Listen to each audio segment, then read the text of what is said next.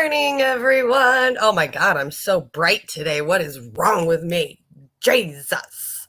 There we go. Good morning. Oh, it's a rough one. Aunt Flo decided to visit me last night, so now I am on some ibuprofen and some Excedrin. So we're gonna see how this goes. My Excedrin has a little caffeine in it, so hopefully once that starts kicking in, I can wake up a little bit. And I decided, since Mother Nature decided to call, that I'm going to feel like a princess today, or a mermaid at least. So I wore my mermaid shirt. It says, "Mermaids aren't real. Rude, I'm standing right here." So today's a rough day.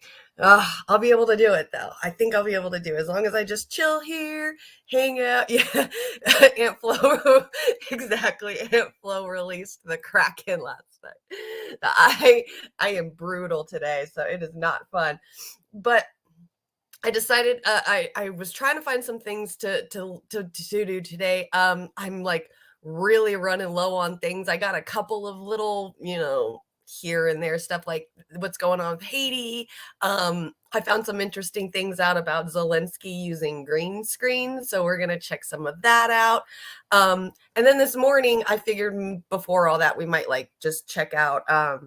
So what happened was, I guess Biden went and did like a speech and said, if you guys vote, if Congress becomes, like is still majority Democrat, that he promises to codify Roe v. Wade, which is something that I've been waiting for them to say for like ever since they got overturned. So I think I really quick want to go through that like super, super fast. Before anything else, because I just was literally watching it like right now. So definitely going to check that out. Uh, Thank you, Warren. Yes, good morning. So check us out on Rockfin. Thank you again, Warren. Well, I swear to God, I'm like, Warren's like my ride or die now forever. Like you don't even know. Like I just get so excited when I see his comments in there. I'm like, yes, you're so amazing. And thank you, Brandy and Dee. You guys got to go check them out. They're getting ready to start their new show. If you look right here at the top, it's Around the World with Brandy and Dee. Go check them out over on YouTube. That is their YouTube channel name. So you can go ahead and go over there and give them a subscribe or a follow, whatever. I think it's a subscribe. And then push that little like notification bell button. They should be starting their show pretty soon. So that's going to be really fun to see. It looks like they're going to be talking about issues that cover like all over the world, not just here in America. So that's why the whole around the world part is so we get to learn about issues that are happening in other countries other than just, American news. So I'm really excited about watching their show. Yeah, exactly. See, same. I'm super excited about their new show. I can't wait to see it. But yeah, really quick, check us out on Rockfin. There's the stream right there if you guys want to check it out. We are live over there right now. Let's see. Oh, it looks like we already got a comment over there. Of course it's Warren. Good morning, West Coast. That's right. Good morning, West Coast. That's what I'm talking about. Oh, thank you, Amber. You're so awesome. We're like slowly getting up there. I'm super, super excited. We literally just started putting videos up on that page on Monday or Sunday night. We put up or Monday night, I believe we put up that Monday show. And then we've been putting up I started putting up the clips yesterday. Warren put up all the previous What shows on there. And we're already up to like 30 something subscribers. It's super, super fun. We like hit 20 subscribers before we even put up any videos on that page. So that I'm like super stoked to see how well this thing is going, especially in the first week. So it's super, super cool to see how active Rockfin is. So super excited. Go check us out over on Rockfin. Yes, here you go. There's Brandy and Dee's YouTube channel. That's for their new show that is coming out. So definitely go and check them out. I can't wait for their show to get started and see what they're going to be bringing us. It's going to be super, super cool. What has been going on? Nothing. I spent all day, I mean, other than, like uploading videos and stuff, which for some reason, I could not get the clip. I clipped up all the videos from yesterday, and there was one where it was we were having fun with the Warnock versus Oliver debate, where we were like standing the Oliver dude, calling him sexy Loki and stuff. That whole video would not upload to either Rockfin or YouTube. So I like uploaded the video, and it said it was pending, it was processing, like it would begin processing. So I started uploading other videos after it, and those all uploaded, and that one still wouldn't. So I deleted it and then tried to re-upload it again, and it just still wouldn't work. So I was like, you know what, I just give up, I quit. I'm just going to leave it at pending, and hopefully it'll eventually just, pop up on YouTube. So I don't know what's going on with that one. I think it's that one. It might be that one. It's either one of the two of the debate ones that didn't pop up. So it was really funny. I think one of the videos yesterday, we got our first comment on Rockfin. Oh, I'm such a troll lover. I didn't say anything back to him, but somebody on there commented that I needed to go back to rehab because of my comment. It was one of the debate ones that I posted up on Rockfin. So our first comment was that I need to go back to rehab. Oh man, I was sitting there thinking, like, what's the best thing to say to him? Like, I wanted to do thanks for watching with like a cute little smiley face, or like a ooh woo. But I didn't say anything back. So if you're watching over here on Rockfin and you're the guy that gave me the comment, thanks for the view, bro. Oh, this show is so funny. Oh gosh. Good morning, Holly. What? We're up to 51 followers on Rockfin now? Holy shit. So we just gained 20 more followers like overnight. You literally just sent me a text message yesterday that we were like at 32 or something. So that's insane. That's absolutely insane. Rockfin is wilding out. I'm telling you, that's like the new place to go. I've been like, when I was telling KRTD, like, we got to get ourselves on Rockfin. Like, if Russell Brand is over there, then it's got to be like the place to go. And then I hop in Rockfin and I start like looking, starting to find things for us to follow over there. So we're following all of the people, that we watch over here at KRTD, all of our friends and stuff. Man, there are so many really good people on there right now. Like, Jimmy Dore's over there, Harlan's Media's over there, Sabby Sab's over there. There's like Slow News Day. I don't really watch Steve Poikonen, but still he's like over there, So it's just everyone is there. And then I started looking into like, okay, so what is Rockfin? Like, what was Rockfin before like all of us started trying to take over Rockfin? And it looks like it was mainly meant for like wrestling and workout, like bodybuilding kind of stuff. So it definitely is a very interesting website. How it started off as like a lot of just like workout wrestling kind of thing, and now it's like bumped up into it looks like we've just like taken over Rockfin like a virus, which is hilarious. I'm absolutely having fun with that. So that was really, really cool. So yes, hello, good morning, Holly. It's good to see you. Everybody's saying their good mornings. I love you guys. You guys are awesome. Thank you.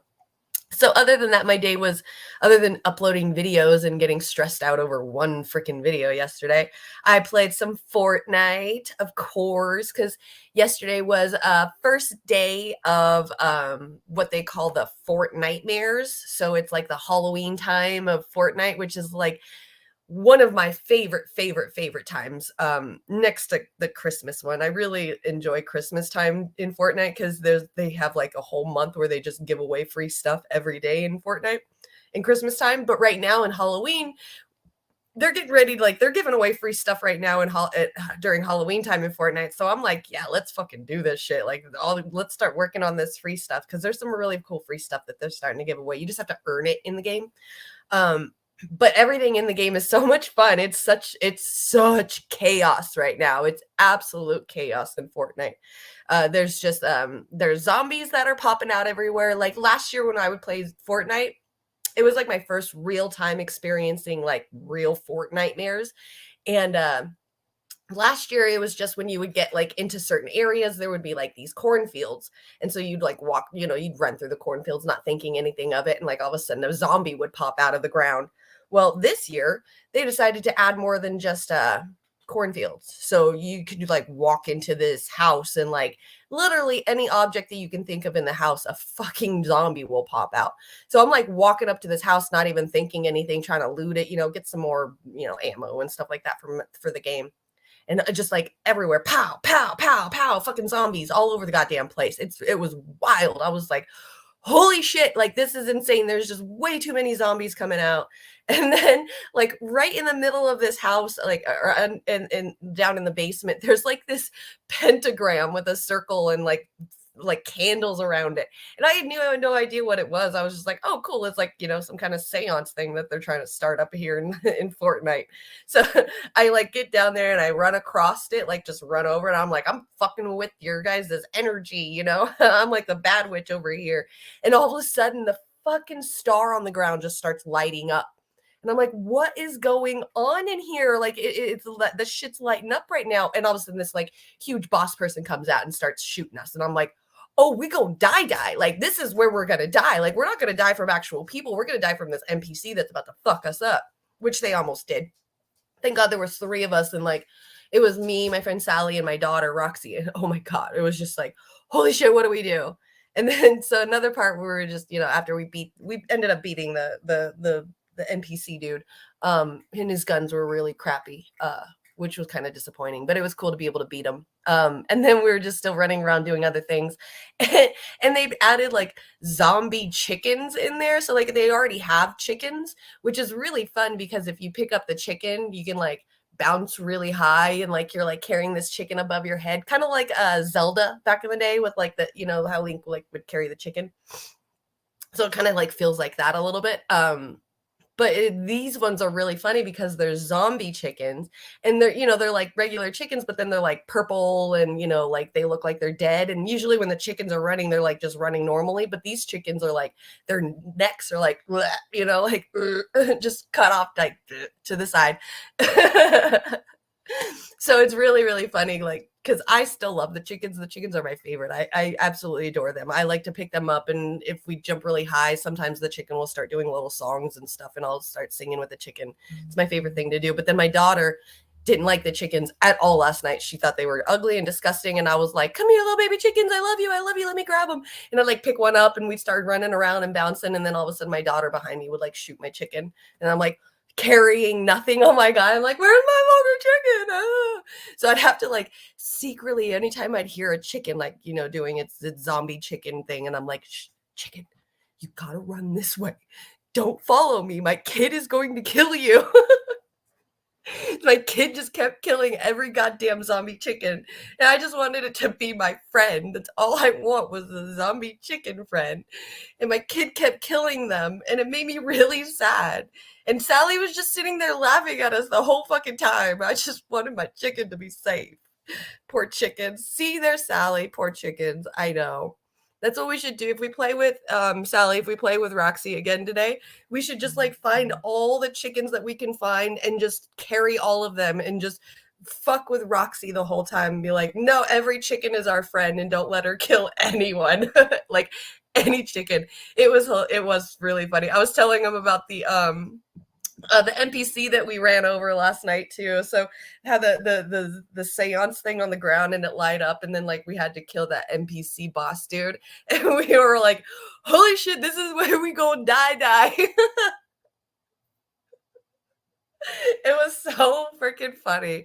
And like, I don't understand how Fortnite works. It's supposed to be skill based. So like, you drop into a map with, 100 people, you and your, like just last night, it was us 3. So us 3, and then a bunch of, like 100 people worth teams of 3. And so like, it's supposed to be skill-based matchmaking. So like whatever you're capable of doing in the game, they shouldn't put anyone else that's an enemy into that one round that can't do what you can't do, like, so like there's like building in there, so you can like not only fight, but you could like build like walls and just things in front of you to kind of give you a second to breathe. But like, I don't know how to, what they call is edit. So like you can take a wall and then you can like edit the wall to where it can come out, like, like take a chunk off, and then you can like, or make a door or a window or stuff like that. I'm not good at that. I cannot do that. Like there's just no way I have any skill. I have never proven to Fortnite one time in my existence of playing have I ever proven to them that I know how to edit these builds at all. Like I cannot edit things. And I swear like every game that we would play, we'd make it all the way down to like the final 3 teams or something. But for some reason those final 2 teams that were against us knew how to edit. Like I would just sit there with my like I was on a hill, like on a mountaintop, just looking at the final team with my sniper, and I'm like watching them, and these guys are just messing around, just building up and like editing like floors and windows and like just doing all this kind of stuff. And I'm like, Epic, what the fuck are you doing right now? Like, how the fuck are these people in my group? Like, how are these people against me? How did I ever tell Epic this is what I want to fight? Because it's not. I have no idea how to do any of that. So we just kept getting our, like, we would fucking whoop some ass. And then we get to that last team and we just get whomped. Just fucking just get our asses whooped. It was so not fun. Yeah, exactly. They just think we're really, really skilled. That's all. We're just super, super skilled. I am not. Oh, but it's so much fun though. Oh, I know. I swear Roxy was getting super annoyed with us last night because I know she's like at the beginning when we won that first one, I was like, oh yeah, Roxy thinks that I'm cool now because I'm winning stuff, because you could tell like in her voice at first she's like, oh, we're gonna lose, and then I got that last kill and she's like, yes, and you can hear it in her voice like she was not expecting me to win it. So I felt like a cool mom for that one round. But then the rest of them, I'm like, oh, my kid's going to be so annoyed with us. She's going to want to leave. So when she's like, this is my last game, I'm like, either it's actually late and she wants to get off, or she's really tired of us losing. But we did win the last one. So very proud of us ladies. Us girls rocked it last night in Fortnite. Congratulations to all of us. That's right. That's right. Yeah, exactly. That's what I'm thinking. It's probably her editing skills because man, Roxy really can edit for sure. Yeah. That's what we should do today too. Like when we play some Fortnite, we should edit like a bunch of really cool things like giant hearts. I want to build like a giant penis with like balls at the bottom, and then I want to stand at the top with the goo gun and like shoot it out of the top so it looks like the penis is like peeing. That would be really fun. I saw one dude he actually built a human, like a life-size human with the builds, and he like made a door right where the crotch is.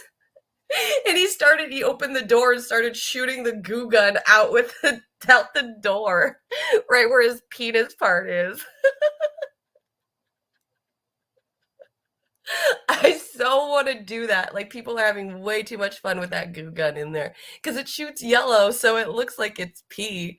Yeah, that's what we should do. We should go to like those practice ones where you can practice how to edit and stuff. So that way we can get up there with the people. But then like I'm so scared if I end up learning how to edit, then that's when they're going to really put those people in. But I mean, they're already putting them in, so we might as well learn how to at least do like the minimal edit, I guess you could say. It's just trying to get that the muscle memory to do it. That's going to be the hard part for sure. Yeah. I mean, yeah, exactly. We're practically already there. We can edit. It's just we don't because it's like it's not even like it doesn't even click in our head yet. So yeah, no, it totally makes sense. But yeah, we should definitely, absolutely. I'm always down to try to edit and practice the editing for sure. We are definitely slow. We can learn how to pick it up a little bit. So yeah, just kind of teach us some of that muscle memory. That'd be really cool. Absolutely, I agree. All right, gotta get on to the news. I'm hoping my Excedrin will start kicking in soon. Yeah, we are slow. Okay. Have a good day, Sally. I know you probably got to get back to work soon. So, good talking with you. And I will definitely see you later on today. So okay, here we go.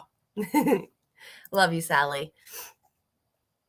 I wanted to go over what I was watching this morning. With what I was watching with what Biden was saying. So I think it's right here, I believe. Let's see.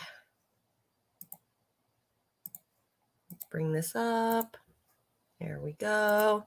So this was on Democracy Now! With Amy Goodman. And this was what Biden was talking about. Pretty much what we've all been pretty much saying. So like when Roe v. Wade was supposed to be codified or could have been codified, the Supreme Court didn't do it. They overturned it completely. So this is kind of like the thing that I've been saying that Democrats are probably most likely going to start doing is right around the election time. They're going to be like, all right, let's promise to codify Roe v. Wade and maybe we can, keep the majority. And, it's like the giving us like, the word salad and all of that before, so they can get elected again. So here is what she was talking about with this. On Tuesday, President Biden vowed to enshrine access to abortion into law if Democrats expand their narrow majorities in Congress in the upcoming midterm elections. Here's the promise I make to you and the American people. The first bill that I will send to the Congress will be to codify Roe v. Wade.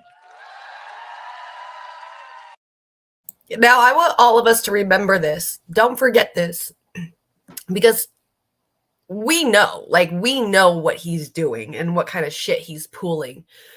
But there are going to be Democrats, a lot of Democrats, that absolutely believe him and think that he's going to do this, think that he's going to make this change. I highly doubt it. Even if he does keep majority, I doubt it. I abso-fucking-lutely doubt it. Yeah, let's continue watching.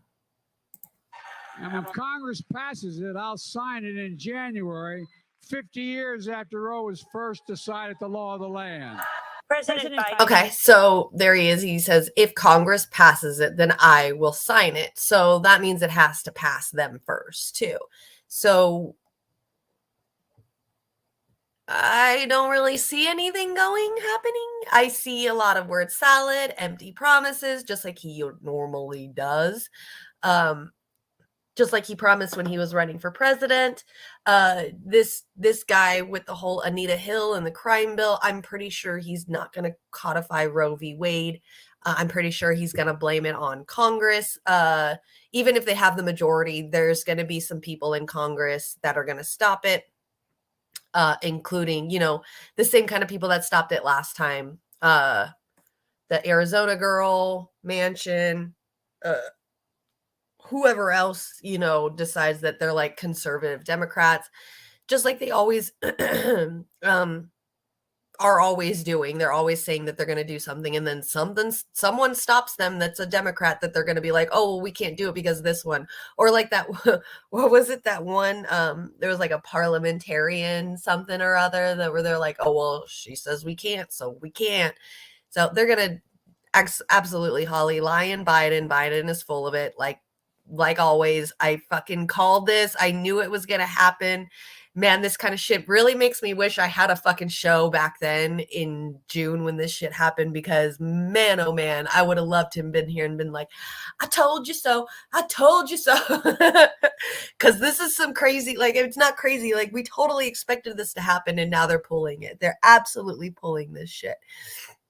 And it's wild to me that they're like, these Democrats are believing them as if they didn't know that this was the kind of thing that they were doing. Democrats had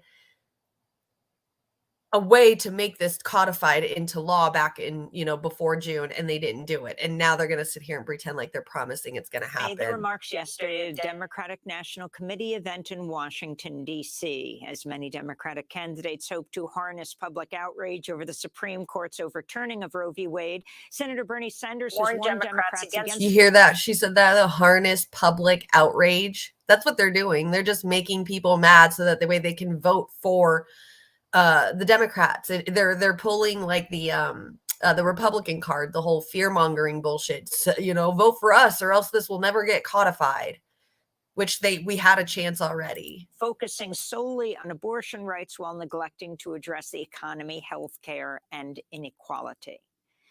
In Florida, Republican Senator Marco Rubio and Democratic challenger Congressmember Val Demings face. So then there was another one. I believe I was watching something else. Was it this morning? Let's see. Here it is. Biden's midterm pledge on abortion rights. So this was also what I was watching. With 21 days before the midterms, President Biden trying to keep abortion rights front and center, but polls show voters worrying most about the economy and soaring inflation. Peter Alexander reports of the new clashes between candidates in key battlegrounds. With just 3 weeks until the midterms and Republicans slamming Democrats over the economy and record inflation, President Biden tonight trying to amplify the politically divisive issue of abortion rights, urging voters to keep Democrats in control of Congress. Why? Here's the promise I make to you and the American people. The first bill that I will send to the Congress will be to codify Roe v. Wade.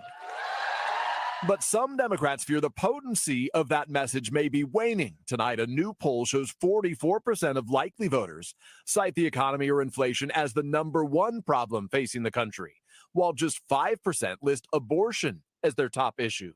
And now Republicans have a 4-point lead when voters are asked which party's candidate they'd support. In Ohio, one of several... See, they're fucking desperate. That's what it is they're desperate because they're seeing that they're starting to fucking lose. So they're starting to claim all these big, huge, empty promises so that way they can win. This is their strategy. This is what they do. This is what Democrats do. This is what both sides do. It's just now that, Republicans are starting to win and, Democrats are starting to lose majorities and seats.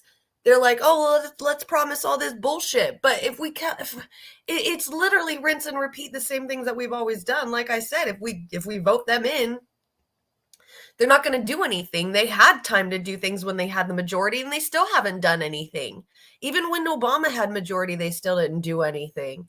They're toothless. It's the only people that are really doing any kind of law changing is the Republicans, and it's not like they're doing it on the good side. They're doing it to take away more rights, while Democrats are like, we can't do anything. Our hands are tied. And then like months later, they're like, well, if you bring us back and make us the majority again, we'll fix this. Bro, you had majority like months ago. And what did you say? My hands are tied. Give me a fucking break, people. Come on. How stupid do they think that we are? I mean, and now Republicans have a 4-point lead when voters are asked which party's candidate they'd support. In Ohio, one of several crucial races that'll determine control of the Senate, Republican candidate J.D. Vance hammered Democrat Tim Ryan over skyrocketing prices in a heated final debate. That rising energy price that people see at the pump, that they see in the utility bills, that was the direct result of policies enacted by Joe Biden and Nancy Pelosi and supported 100% by Tim Ryan. While Ryan slammed Vance for embracing former President Trump. You were calling Trump America's Hitler. Then you kissed his ass. That's not true. It is true. And then you kissed his ass, and then he endorsed you. And you said he's the greatest president of all time. There are critical governor's races, too, in the battlegrounds of Arizona and Michigan, and a rematch in Georgia between Republican Governor Brian Kemp and Democrat Stacey Abrams. Their one and only showdown last night. We live in a state of fear. And this is a governor who, for the last 4 years, has beat his chest but delivered very little for most Georgians. Kemp touting his early moves to reopen the state during the pandemic. Please tell me what you Democrats have done for people in the last year or two. She sits there and says that they're not doing shit for us, but what the fuck has she done? Oh, these politicians, man, that one-sided, closed-minded, like I don't see anything except for the bad that what the other side is doing and not seeing the bad on my side. Like that saying, stop worrying about the stick in my eye and worry about the log in your own, bitch. After Abrams. Miss Abrams is going to lie about my record because she doesn't want to talk about her own. Peter, President Biden's going to pivot to the economy tomorrow, focusing on high gas prices. Yeah, Lester, that's right. Looking to lower those prices. The president's going to announce that the administration will move forward with the release of as many as 15 million additional barrels of oil from the Strategic Petroleum Reserve. It's a controversial move that comes amid Russia's war Hey, good to see you, John. I see John Kemper over at Rockfin right now. Thanks for showing up over there. Yeah, that's Obama's trick. He'll end up saying it's not his first priority if he wins. Exactly. Fucking JCJ out being a Brandon. This is how he fools his dumbass voters, right? Wait till JCJ has to mention healthcare for everyone. They will get that desperate soon. Absolutely. Yeah. That's yeah, exactly. You're calling it right on. That's exactly what the fuck is going on. I can't believe that people are even gonna fall for this. Good morning, John. Good to see you at Rockfin. Thank you for stopping by over there. I truly appreciate you. It's so cool to see myself over there too. It's super neat. So yeah, this is the kind of bullshit that we had. I mean, obviously a lot of us, including like you, John, I know Warren was calling it as well. A lot of us here that are here now definitely called that this is going to happen, that they had the chance of codifying Roe v. Wade into law back before June, before the, Supreme Court was able to overturn it. They had that option before. We were in the majority, for a little bit. And then all of a sudden they were like, our hands are tied. We can't do anything. There's that parliamentarian type person. And then, the Arizona girl and Manchin were like, no, we can't have this. So that just stops our majority and we can't do shit about it. It's just like, wow, you guys really are not going to do anything. And I know for a fact that you guys are going to start losing because your lack of care shows your people that you don't care about us. So that means that Republicans are going to start winning. And now you guys are going to start crying wolf. It's exactly what they're doing. They're crying wolf. They're like, oh, we're going to fix it. We're going to fix it. And then when it comes time, they don't. Yeah. It's like the whole, the sky is falling, but the sky is never falling. Yeah, we're going to help you, but they never help us. Yeah, they're like, oh, our hands are tied. There's this Senate parliamentarian or something like that. And then evil Joe Manchin. I can't remember the Arizona lady that like wasn't letting them do whatever, her too. Like, oh, she won't let us, so we can't get those votes. Like, bro, you want to sit here and use warmongering and fear-based mongering on us regular people, like fear-based tactics to make us vote. Why can't you use fear-based tactics on this fucking lady? Like, yo, the people want help, and if you don't, we will fucking kick you out. That's it. We just kick you out. You're no longer in. Like, can't they do like a vote of non-confidence or something like that and get her out? So there's just things that they could have done that they didn't do. And now they're like, begging for your votes again. Exactly. Democrats have proven time and time again that they will do nothing but maintain the status quo. Yep. They could get Sinema. There you go. Sinema and Manchin in line if they worked, but they use them as an excuse instead. Absolutely. That's the whole, my hands are tied. I can't do anything. These people said no, so we can't do it. Now vote for us because we're about to lose majority and we'll promise we'll get stuff done. But you hear like what Biden said, if Congress passes it, which means that Manchin and Sinema are most likely, probably at least Manchin is going to keep his spot and not going to allow this to happen. So there's always going to be some way form, some kind of scheme where they're going to be able to get themselves out of it. And it's such bullshit. I'm tired of these games that they play with us. And I can't wait for people. I just don't understand how people aren't seeing it yet. Like, how can you be so close-minded? This whole Roe v. Wade thing has been nothing but in our face since the beginning about this. They've had 50 years to codify this. They've had multiple chances to codify this, and they haven't. I just don't understand how the people can sit there right now and be like, oh, Biden said this, so this is going to happen if we vote him in and make sure make sure Congress stays in majority, that this is going to happen, when they've just proven time and time again that it doesn't. We just don't get what we want from Democrats. It's wild to me that people are still, I just can't make sense of it, of how people can still be that gullible. I just can't. It's so hard for me to understand. Like, how are you this gullible? How are you still falling for this stuff? It's totally mind-boggling to me that this stuff is actually still it's even happening, you know, that the fact that it's even happening is still wild to me, or that they're even allowing this stuff to happen. That's all about that. That's what I wanted to just talk about that really quick, because wow, just wow. Wow. I saw that this morning and I'm like, please tell me I'm not the only one that thinks about this. And thank you. Yeah, thank you, Warren. At least I know that there's somebody out there that knows exactly how I'm feeling about this, because holy crap. Here we go again. Feels like I'm on the same fucking roller coaster that I was just on not too long ago. A fundraiser? Yeah, I mean, pretty much. And that's what they always do, is fundraise for this kind of stuff, just helping them make more money. I see, you know, what's really weird is I still get like text messages from Bernie Sanders campaign asking to donate. And I'm just like, you're out of date, bro. You're way out of date. Like you had your chance years ago, and you allowed yourself to get fucked. You didn't fight back. Now you're becoming a sheep herder for the Democratic Party, and I'm cool with that. So yeah, that's all I gotta say about that one.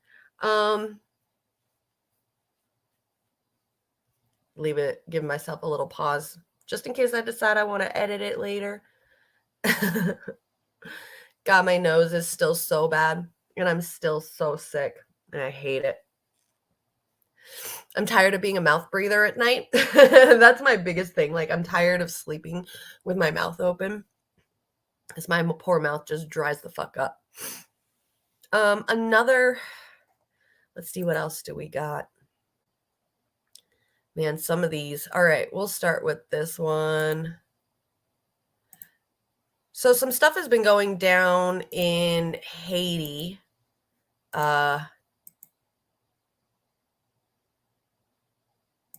Definitely some scary, scary stuff obviously is happening in Haiti right now. Let's talk about. But nobody's talking about it. It just seems like they don't care, or they're wanting this to happen, it seems like. I have no idea. Obviously they're just doing the status quo, doing what they do. America does what it does. It's been going after Haiti for a really, really long time. Obviously with like their puppet that they put in there after the coup, and the kind of battling that's been going on over there. So there's a website. Let's do this. Let's bring this up first. I guess we can bring up this first. So this is a website called Haiti Liberté.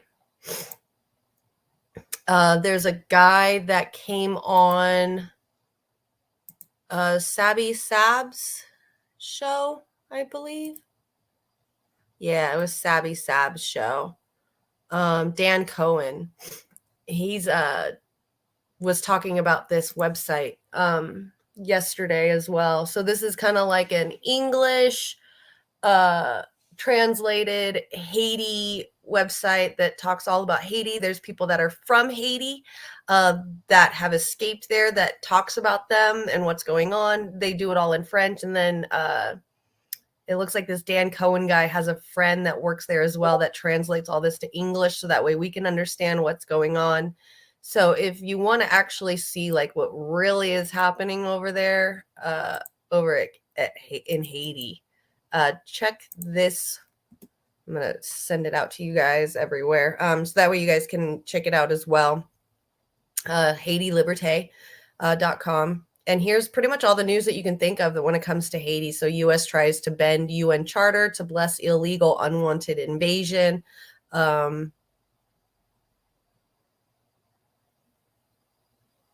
Wait, why is some of these some of these are not in English? Damn it. I want to read them.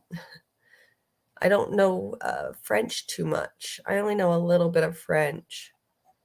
Well, this was in English. Let's see if I can figure out a way to turn this English. I mean, it's doing like, see, make a donation, display advertising. So, I mean, it is, some of this stuff isn't. Okay, so like this week in Haiti. All right. Let's see what that says. Dominican Republic. Oh no, that's from September. So it's just going all the way back. So here's like weekly information of what's going on in Haiti. So it looks like this is the most recent. Washington using gang boogeymen to justify widely rejected military intervention, which is what's really crazy about this whole situation. It's like, so there's what they call gangs in Haiti. Definitely a lot of different ones, but this one that they're going after right now seems to be one that's actually the people don't really mind. He's not very violent. The only reason why he's stopping the oil production from going into this country is because they're against the leader who was put in there pretty much by or put himself in there, I believe, right after the assassination of their leader about a year ago. People, this man has not even been elected into office to run this country. The people are not okay with what's going on with the leader and what's happening with this country. So people are starting to fight back and wanting this guy to step down. So as a part of it, this quote unquote gang decided to stop production, stop, the production and the release and transportation of oil and stuff. So this is pretty much what's going on. The people are still going around saying they don't want the leader, but then like this unelected leader is asking America to bring in troops to fight against this one gang, even though there's like tons and tons of really violent gangs that are actually doing bad things out there. This one isn't really doing too much bad things. It's just making a statement with this. And so because it's threatening oil transportations, America wants to come in and be like, oh no, you can't mess with our oil. Even though that this leader is completely illegal and cannot call for U.S. aid because he's not even an elected official in this country. Just the hypocrisy is just astounding in this whole situation with what's going on with Haiti. So in here, okay, we could just watch a video on it so we don't have to read all of this that's going on. Hold on, let's watch the video. Which one do I start with? We'll start with the Sabby Sabs ones because hers is a little bit longer, but it's really, really good.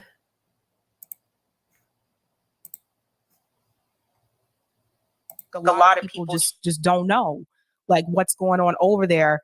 I want to get your opinion about what just recently came out in reference to the U.S. government and Haiti. Now, this came from the Miami Herald, and they announced exclusive U.S. will support sending multinational rapid action force to Haiti. And I'm just going to read this first paragraph here. The United States has drafted a UN Security Council resolution that will encourage the immediate deployment of a multinational rapid action force to Haiti to address the nation's worst security and health crisis in decades. Now, that's according to a copy of the resolution obtained by McClatchy and the Miami Herald. Dan, this is interesting because I feel like when I did see you at this launch protest, I did ask you, do you think that the United States government is going to use the protests that are happening in Haiti as an excuse to intervene? And here we are. Yeah, exactly. I mean, so the U.S. is completely ignoring the popular nature of the protest, the fact that Haitian masses have come out to protest against the puppet of regime of de facto Prime Minister Ariel Henry, who was appointed by the U.S. a couple of weeks and the core group a couple of weeks after the assassination in July 2021 of President Jovenel Moise, and he's ruled ever since. And there's never been any kind of vote. It's totally against the Haitian constitution for him to be able to do what he's doing. And not only does he have no mandate, he's now asking for foreign military intervention, which, again, he just does not have the power to do. So it's completely illegal according to Haitian law. But in, the American rules-based order, anything goes. So it's kind of just the wild, wild west. So the protests that, the U.S. is completely ignoring and just calling, gangs. They're saying it's gang violence. It's gangs that are running these protests. And, the fact is the U.S. the U.S. isn't just going to doesn't want to just support a multinational force. This is the U.S.'s idea completely. The U.S. is the country that put it forth at the UN Security Council. And yesterday there was a a good debate between really quick, I just want to say John makes a really good statement over on Rockfin. The imperialists see them and Puerto Rico as an island paradise, so these bodies are just in the way. Yeah, exactly. If you I was watching about it and reading about it and all this stuff last night, and I was thinking, like, this is wild to me that, like, you know, so many people from Haiti were being, like, to this day too, like even people in Venezuela and stuff are like being sent back on our border from coming into America because of what we done to their country. Like, we literally ruined their country. But we won't allow them to come and seek refuge here in America. But, like, we just, you know, go and do stuff at Ukraine, and we're like bringing in Ukrainians like it's fucking, you know, hot off the plate and shit. It's just super wanted. But we're just ignoring the Haitians after this is what we're doing to their country. Like, we do this to their country and then we completely ignore them and don't even help them. It's super, super disgusting how we are like this. In the UN that was really informative. Basically, the US wants it to happen. Russia and China are opposed, which, you know, I'm thankful for, that Russia and China are not what they were 20 years ago, willing to more or less go along with US plots. And so it doesn't look like there's going to be a military intervention through the United Nations. But what the US is actually trying to do, if you read the document put forward by Secretary General Antonio Guterres, is they list two options that they're trying to get the UN Security Council to approve, and they're totally bananas. The first one is that Ariel Henry and the UN agree on sending a team of basically military and police advisors from a UN member state. So not through the Security Council, but just like they just deputize, whether, you know, Canada or whichever country. Canada is the one they want to use. And then Canada just sends in some kind of force to assist the Haitian National Police in basically putting down the protests. And in particular, a guy named Jimmy Barbecue Cherizier, who we can talk about. So, and then the other option that this UN document lists is that the UN Security Council basically outsources this like a strike force. So then, like, Canada would send an actual some kind of like special ops squad, you know, elite military squad, to carry out basically assassinations of the shantytown leaders that are in this uprising in Haiti. So that's what the U.S. and Antonio Guterres, who's the head of, you know, Secretary General of the UN, and sadly Mexico is going along with. They're trying to push this through the UN, but I do not think it's going to succeed. This is crazy. It's crazy. I do want to bring up this part here about Jimmy Barbecue, because I know you did talk about him when we were at the Assange protest. So I do want to go ahead and share this as well, because the Jimmy Barbecue guy is the guy, the quote unquote gang leader that's holding hostage this oil transport. This is another story where I feel like the U.S. government, the narrative around this particular individual and through mainstream media has not been portrayed in the way I saw, like the trailer, or actually the first episode for your show that you've been working on as well. And I got to tell you, it was very different from what I've seen. So thank you so much for doing that. But can you tell everyone who's watching, what is this issue here with Jimmy, who they also call Barbecue in Haiti? Right. So Jimmy Barbecue Cherizier is his name. His nickname is Barbecue. And if you watch mainstream media, if you watch Vice, then they say it's because he likes to burn people alive. But the reality is, it's because growing up in his neighborhood in Port-au-Prince, there were a bunch of other kids named Jimmy, and his mother happened to be she sold grilled meats on the street to survive, to provide for her family. So they nicknamed him Barbecue. So he's widely known as Barbecue, which, you know, kind of an interesting name, and, you know, you're not sure if it's like supposed to make you like scared or if it's kind of fun or what. But the media has really run with it. It's just his nickname since he was a kid. So the question, you know, who is Jimmy Barbecue Cherizier? This is the guy that the State Department, the U.S. mission to the UN, has been talking about repeatedly. If you watch, you know, any of the kind of news media, and he is the leader of a group called the Revolutionary Forces of the G9 Family and Allies, and this group is basically a federation of armed groups, neighborhood self-defense groups that have come together to combat crime, and has actually made incredible strides in Port-au-Prince. They're an anti-crime armed federation that also have they believe in revolution, and they also have, you know, social revolutionary programs in their neighborhoods. They provide food, they provide clean water, they clean the streets, they have education for children and activities. Not unlike, you know, the obvious parallel in the United States is the Black Panthers, and, you know, we know how the U.S. You know, what its approach to the Black Panthers was, so this is the very same approach that the U.S. is taking to Jimmy Cherizier, Barbecue, and his group, the G9. there has been an incredible disinformation campaign waged by the U.S. government and all the kind of U.S. regime allied media through the National Endowment for Democracy and so-called human rights groups that it funds. And this whole disinformation campaign has basically created this image of Cherizier as a monster who, if you want, like I said, on Vice, likes to burn people alive, likes to murder people. And you see what America's doing? You see the vilification of somebody, of just some person and a group in there, when there's, America is sitting there and propping up some pretend leader of the country. Like, the guy wasn't even elected. He was like put in there, just kind of took that spot once once the leader was assassinated.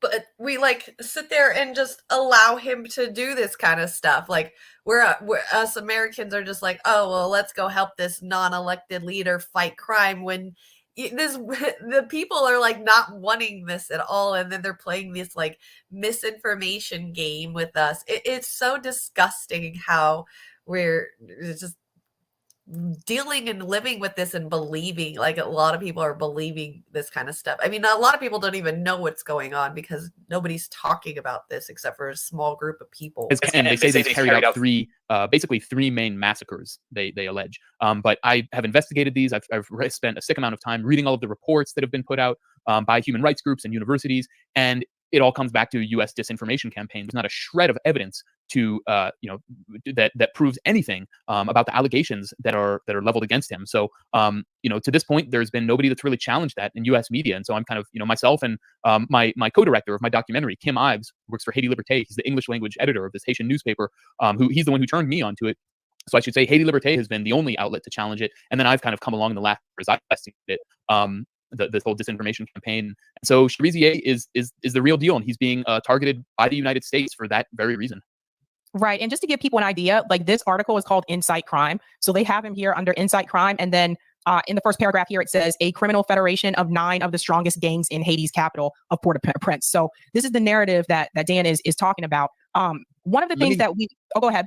Check that out. If you actually, this is really a fascinating case example of this propaganda campaign, because sorry to interrupt you, but I think it's important what you're saying. Incite Crime is funded by USAID, United States Agency for International Development. That's one of its main funders, and it's also funded by George Soros' Open Society Foundation. So it's basically just a propaganda organ. This is part and parcel. Can you believe that? So they're talking shit about this guy, Jimmy Cherizier Barbecue, and saying that he's part of the top 9 most wanted criminal gangs in their thing, and that he's dangerous, and that his name Barbecue is because he fillets people alive instead of what it actually means. And then he just admitted right there, Incite Crime is funded by George Soros. Who better to manipulate people's thinking and make them get scared into wanting to fight against whatever? This is that scare tactic to make people rally up behind this cause because this person is so bad, because this is what this says, not fully realizing that Incite Crime is completely funded by George Soros, who is really good at misinformation campaigns. It's disgusting what people just don't realize, and how well these companies are able to hide this kind of shit. And we need people like this guy, Dan Cohen, that's going around telling us the truth, or else we would have never known, They look at this Incite Crime thing right here. They make him look all fucking tough and mean and shit. They do this shit on purpose. So probably when you Googled him, this is one of the first things that came up, and it's a profile of him. And right. So if you scroll down a little bit, check this out. Let me show you. To that paragraph. Okay, that second paragraph. Cherizier has collaborated with the ruling Haitian Tête Kale party. That's the PHTK. That's the party of Ariel Henry and former President Jovenel Moïse, who was assassinated last year.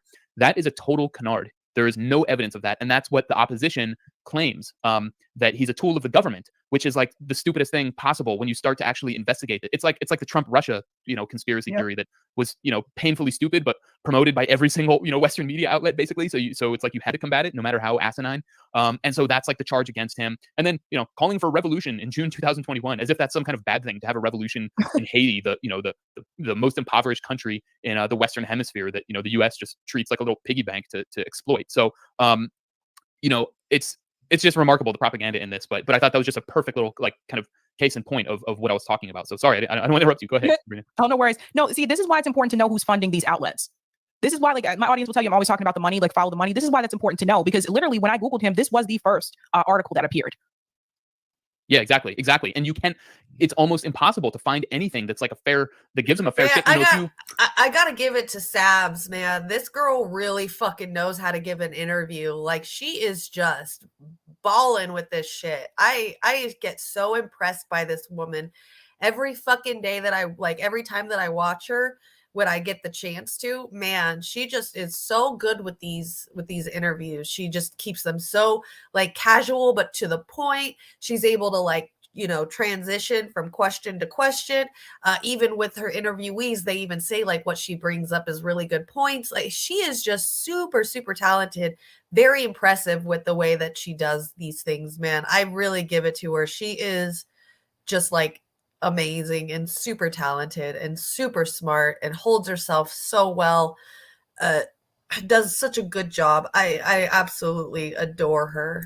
If you trace like the reporting on him, it all comes back primarily to this thing called the Haitian National Network for Human Rights. It's a supposed human rights organization that's funded by the National Endowment for Democracy, which is a CIA cutout, as well as also funded by Open Society, and then also the American Jewish World Service, which I can tell you as a representative of Jews, I don't have anything, we don't have anything to do with that. No, but the American Jewish World Service is just like some giant foundation funded first and foremost by Eric Schmidt, the former CEO of Google, who's like a total diehard neocon. So what does that have to do with like Jewish values or something? I don't know, but they fund this total disinformation shop. It's like a wolf in sheep's clothing, dressed up as a human rights outlet, a human rights organization, and they just create disinformation and smear Cherizier or smear whoever they need to. And they've been doing it for decades. And so they created this narrative of Cherizier carrying out massacres in order to basically prepare the Western audiences, prepare us for a eventual U.S. intervention in Haiti to take them out and put down this popular uprising. And so it's pretty, relatively successful, considering very few people know how to like properly combat this kind of disinformation. And the R&D, the Haitian National Network for Human Rights, its acronym is the RNDDH. That's what it's known as in Haiti as. Its leader, the guy who heads it, is named Pierre Esperance. He was a key figure in the 2004 coup against President Jean-Bertrand Aristide, the most popular president in Haitian history. And Pierre Esperance fabricated a massacre, the story of a massacre, in order to pave the way for U.S. intervention. And he used it to round up members of the Aristide government. And then they also, rounded up and killed thousands of Aristide supporters. And so now it's the same exact guy in another human rights organization, because he basically got chased out of the other one because he was such a liar. And he's doing the exact same thing. And, this history is just kind of not known because people don't know that much about Haiti. And I've only learned it in the last, 15 months since I dove into this documentary project. But, that's what's going on. It's just a straight up disinformation apparatus demonizing this guy Barbecue in order to pave the way for U.S. Marines or U.S. proxy to go in and do the hit job. Yes. And to go along with what Dan said here, Friendly Neighborhood Conrad actually shared this tweet here in reference to that same topic. In 2004, U.S. military forces abducted Haitian President Jean-Bertrand Aristide and forced him out of the country as part of a coup, which included a U.S. UN occupation and the killing and disappearance of 8,000 of Aristide's supporters. And here's a picture here. I'm going to make this a little smaller so you can see. So how many of us know about this or knew about this? Exactly. So, yeah, the U.S. and UN occupations were absolute heinous crimes against Haitians, and now the U.S. wants to deploy that again. They called them UN peacekeepers, which is just an incredible, it's like humanitarian intervention. It's a total euphemism for something horrible. And actually, the head of the UN mission, Helen Lalim, the UN mission in Haiti, it's called BINU, which advises the government. And she's a longtime State Department official. Helen Lalim the other day says Haitian gangs are raping women, so we have to go in and protect the women. They're saying the same thing in Ukraine right now, that the Russians are raping people, so raping Ukrainians, so we have to send them more weapons. But the real sick irony, well, for one thing, of course, we saw that in 2011 in Libya. There were accusations that Muammar Gaddafi was giving Black African mercenaries Viagra to rape people, and that was a complete lie, and a straight up racist lie at that. It was completely disproven, and CNN and Al Jazeera ran that, and then it went all the way to Samantha Power and Hillary Clinton and Susan Rice, all ran that disgusting racist lie. And then in Haiti, so we've seen this disinformation before. In Haiti, the UN so-called peacekeepers ran what in the media are called child sex trafficking rings. Now that's like a nice way of saying raping children. And there were hundreds and hundreds of them involved, and they were never punished. There were Pakistanis, there were Chileans, there were Brazilians raping Haitian children. And there were very few that were ever punished. Hundreds of them got away with it. And the UN now is saying, oh, the Haitians are raping each other again, so we have to send in our peacekeepers who, were raping Haitian children up until basically a few years ago. So it's just the most, I don't even have words for how low that is. But it's hypocritical of them. It's absolutely low and hypocritical. They're out there doing the same thing that they're out there. They're sending them out there to quote unquote fight for. It's disgusting what they're doing. That's what we're dealing with here. That's just how disgusting U.S. empire is. It's crazy. And Absolutely, it's super, super disgusting. So then, I want to watch the other one that I was watching about this too. It goes a little bit more, or not a little bit more, but it does go into a little detail, some more about what's going on over here. About Haiti now, because U.S. and Western powers are gearing up for an invasion of Haiti, as we've been covering here on the show for a number of days now. Major developments last night at the United Nations that we want to cover. Is the United States actively targeting the opposition leader and trying to hide behind propaganda? That's what it sounds like. For that, let's bring in Dan Cohen from Uncaptured Media to look more closely at the very latest developments. Dan, welcome back to the show. Good to be with you, Clayton.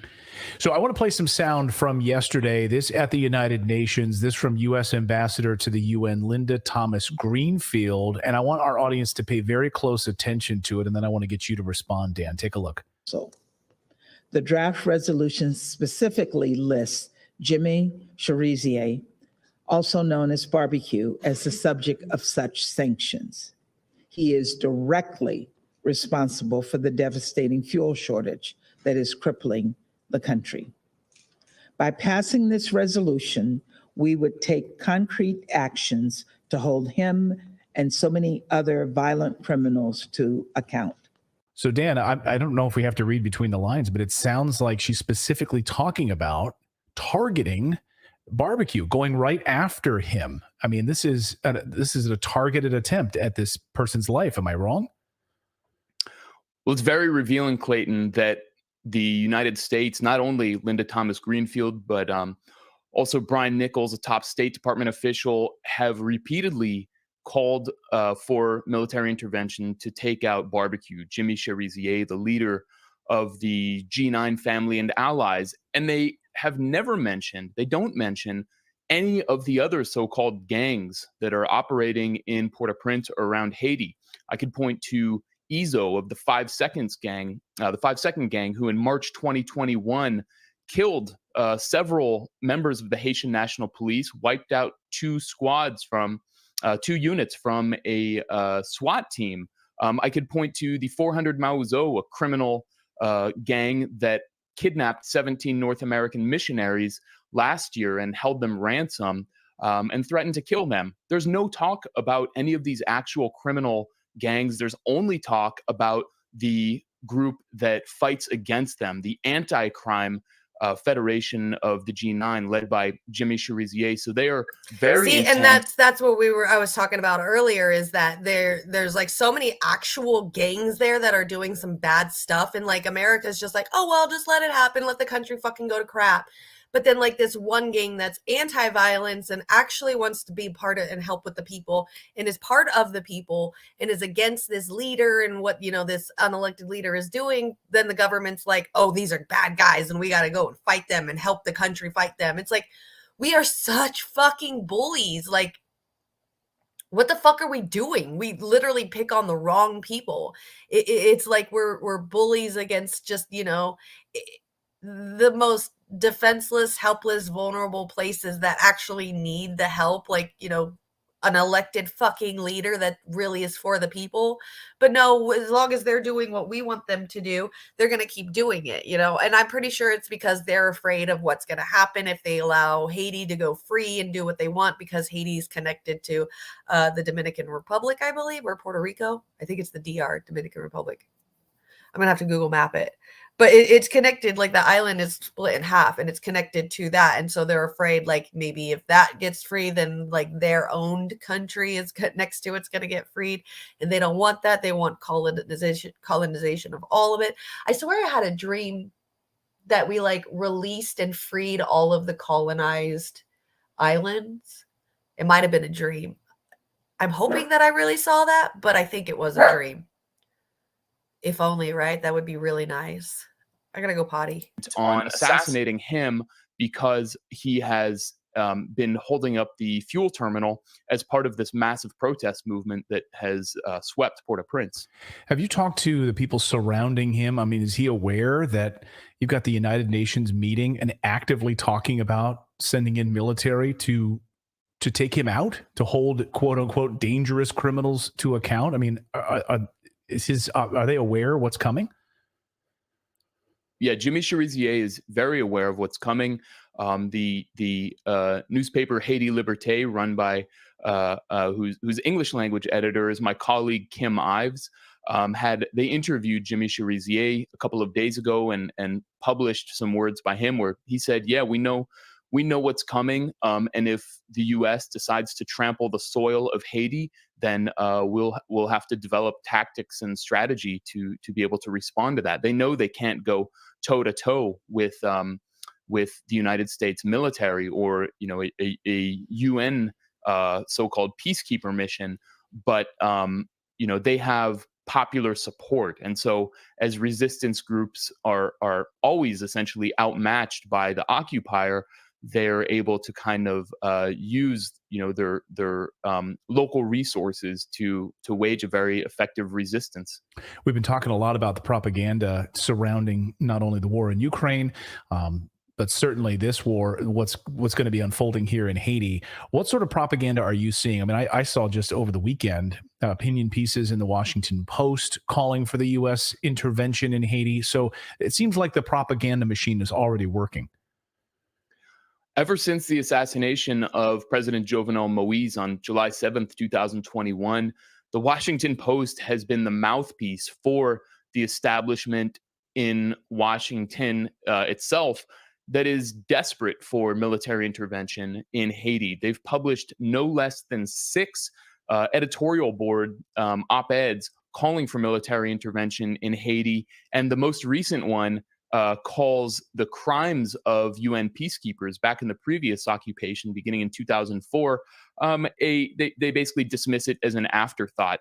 So the UN yesterday, isn't when the UN peacekeepers came in not too long ago too, is what brought the cholera problem back in there? Like it would have been gone for so long, and then the UN peacekeepers came in and brought it back. And now that they don't have like running water and stuff, that actually can get worse. I think the UN peacekeepers actually made things worse for Haiti, I believe. I'll put up a document here from the UN Secretary General. What was discussed yesterday at the United Nations specifically? I mean, we heard from Linda Thomas Greenfield, but beyond that, what is the United Nations doing? What are they voting on? Okay. I am right. Okay. Good. All right. I swear I read that somewhere. And like when I was watching these 2 videos, it didn't pop up anywhere about that. But I swear I heard that part after the quake. Yes. There was an earthquake and UN mission peacekeepers, the hurricane. Yeah. Absolutely. So yeah. Don't make fun of why so little viewers. Don't make fun of my friends. Well, it was a really remarkable exchange. If you look at the document that Antonio Guterres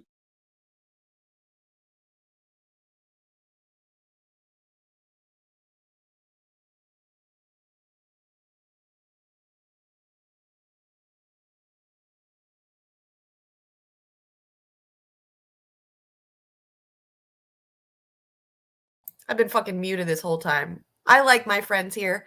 And I like the people that are here. And thank you for being here as well, Dr. Prophet. You're one of the little viewers, so welcome. I'm just a little streamer, so it all works out fine. Guterres, the Secretary General of the United Nations, put forward, it very much echoes what the United States is trying to do. So it raises questions about who's actually running the show here. But it lists 2 options for military action in Haiti to take out Jimmy Cherizier. First option is that the UN Security Council approves that a UN member state would train a Haitian National Police hit squad to take out Cherizier. The second option is that they actually do it themselves, working side by side. that a UN member state goes in and carries out the attack on Cherizier himself. What's really remarkable is you see the term bilateral thrown in there repeatedly. It's used like 6 or 7 times in this document, and it's a euphemism essentially for unilateral, because as the Chinese diplomats pointed out yesterday at the UN Security Council, the Haitian government of Ariel Henry, the interim prime minister, has no constant. All right, Dr. Prophet, what's up? Do I get paid to stream? I do not. I actually have been doing this stuff, not streaming. I've been streaming with KRTD now I was doing the news for quite a few months, and I've only been doing this show here. I'm on my 2.5 week mark now of doing this show. So still kind of a new with this show, but I do not get paid. I never really have gotten paid.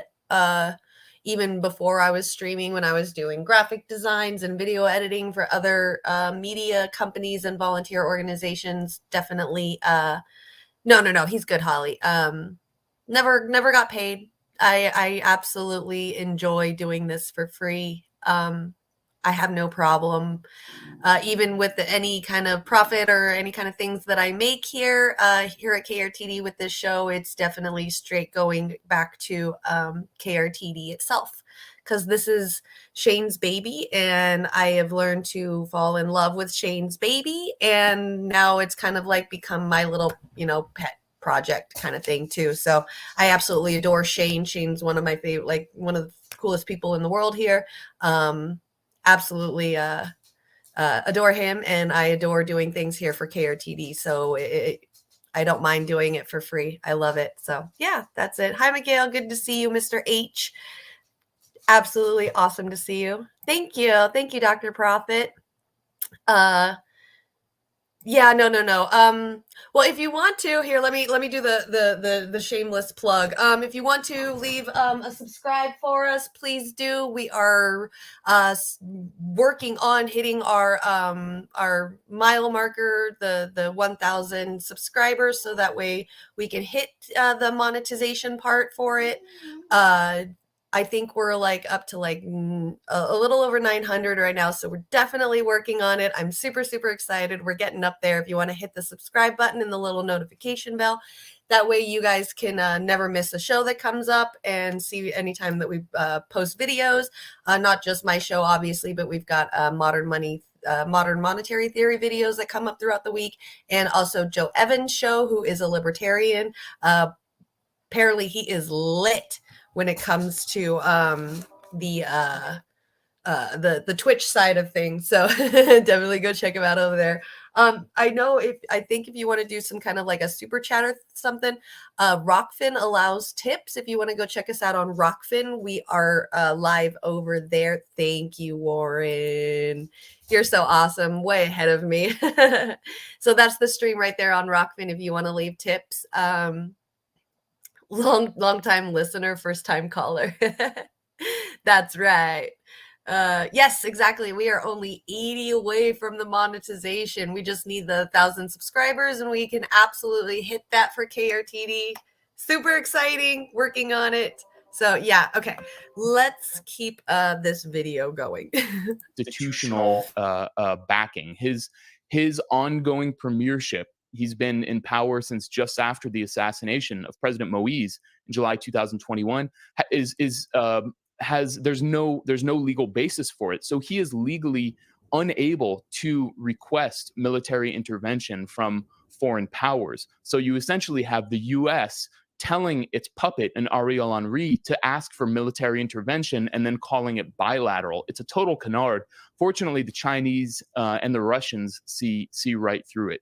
How do they respond? I wanted to get to that part of it. So the Chinese and the Russians, when this comes up for a vote and a decision is made, hey, we have this document here that we prepared. Here's two options. Either we, the United Nations, invade, or we do it through a proxy. How did the Chinese and Russians respond to that?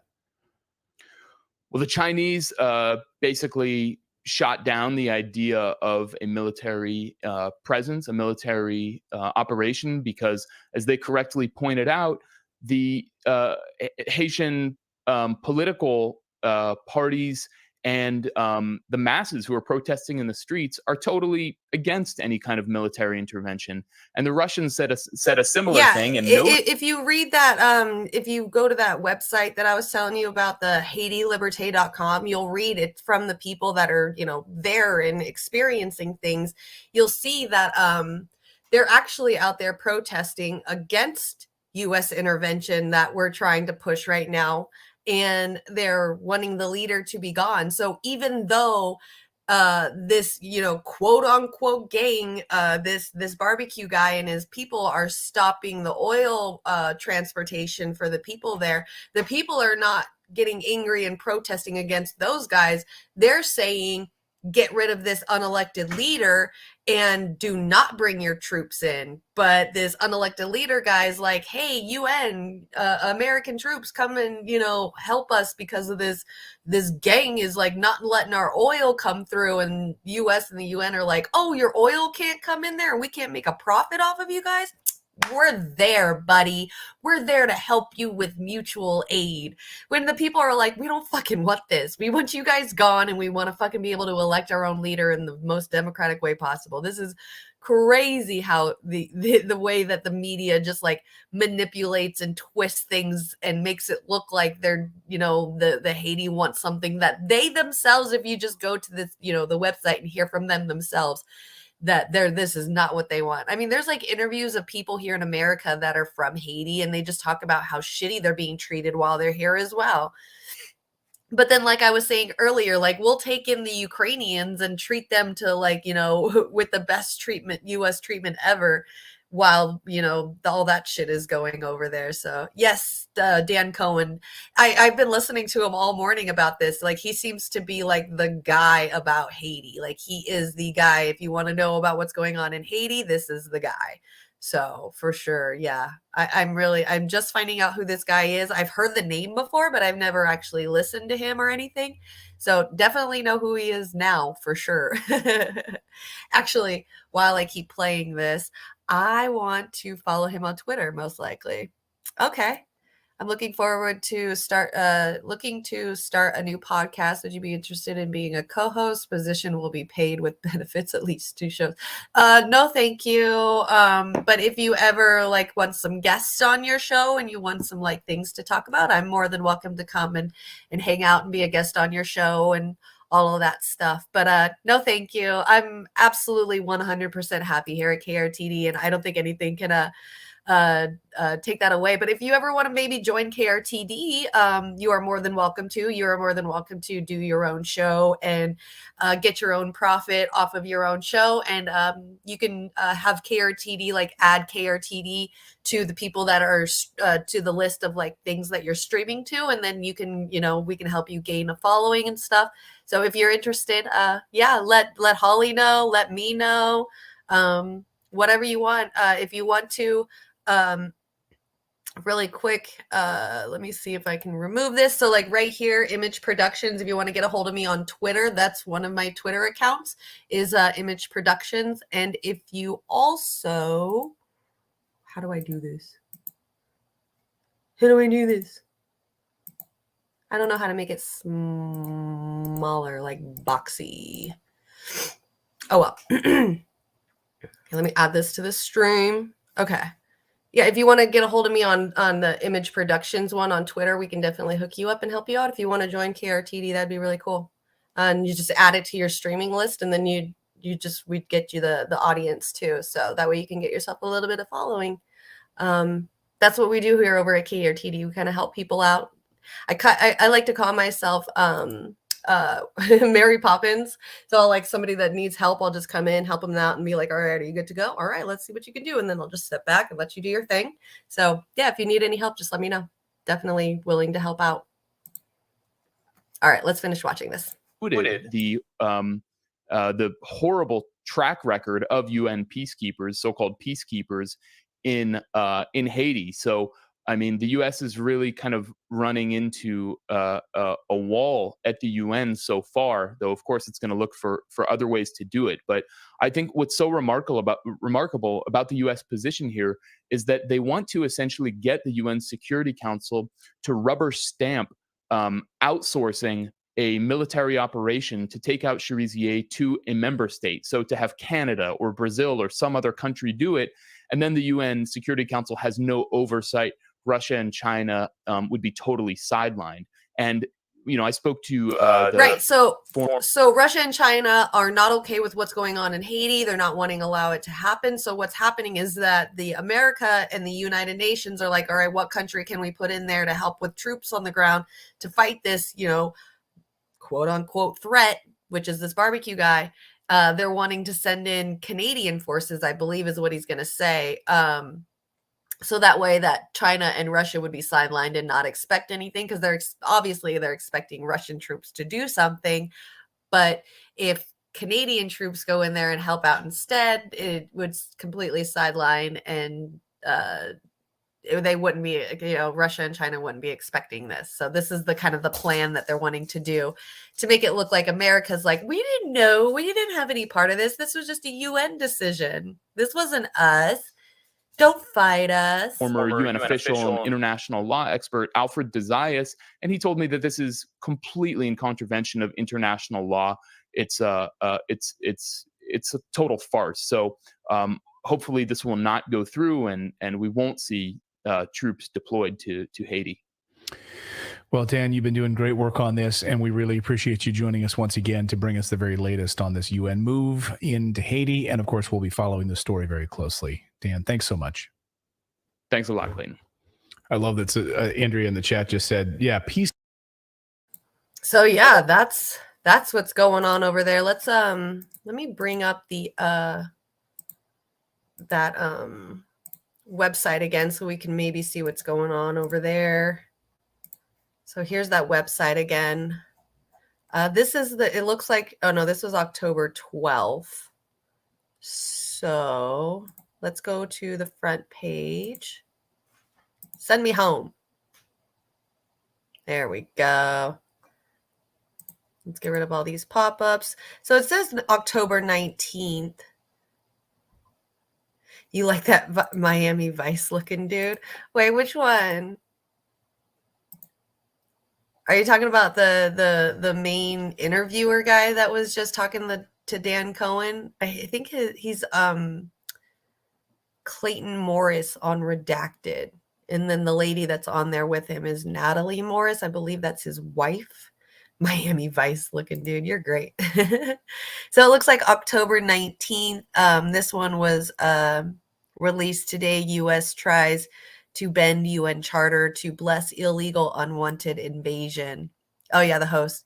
So yeah, his name is Clayton Morris, and he's on a show called Redacted on YouTube. I found him by accident because I was looking for Redacted with Lee Camp. And that's what I came to find, and I was like, oh well, who's this guy? So okay, let's start watching this person. And I thought that was interesting. The sign says down with Ariel. What? Wait a minute. Oh, down with Ariel. Yes. That right there. Down with, not down with like Ariel, the mermaid, but Ariel is their unelected leader, quote unquote leader in Haiti right now. So U.S. tries to bend UN charter to bless illegal unwanted invasion. Let's make this a little bit bigger. Okay. So the gloves came off at the United Nations Security Council on Monday in one of the best bare-knuckle diplomatic throwdowns since the dawn of the new multipolar world on February 24th, 2022, and the subject was Haiti. The United States is searching for a formula to justify its fourth major military invention in Haiti in a century. To do so, Washington is playing fast and loose with the UN Charter, trying to deputize one nation or group of nations to intervene on its behalf. Sources say that the candidates for the honor are Canada, Mexico, and Norway. Do you see how they're using like other countries to do it for them. It's so disgusting. Yeah, not the mermaid. Yeah, down with Ariel, the mermaid. I know when you hear that the unelected leader guy Ariel, you don't think of like how it's spelt, but then you read somebody's side and you're like, Ariel, why are they mad at the mermaid? What's going on? However, veto wielders, China and Russia, are pushing back, and there's no guarantee that the U.S., with its usual allies like Canada and France, would succeed in its gambit. Brazil played the leadership role in the UN mission to stabilize Haiti, which lasted from 2004 to 2017, but that was a conventional UN peacekeeping, quote unquote, mission authorized under the UN's Charter, Chapter 7, thoroughly directed by the UNSC. What UN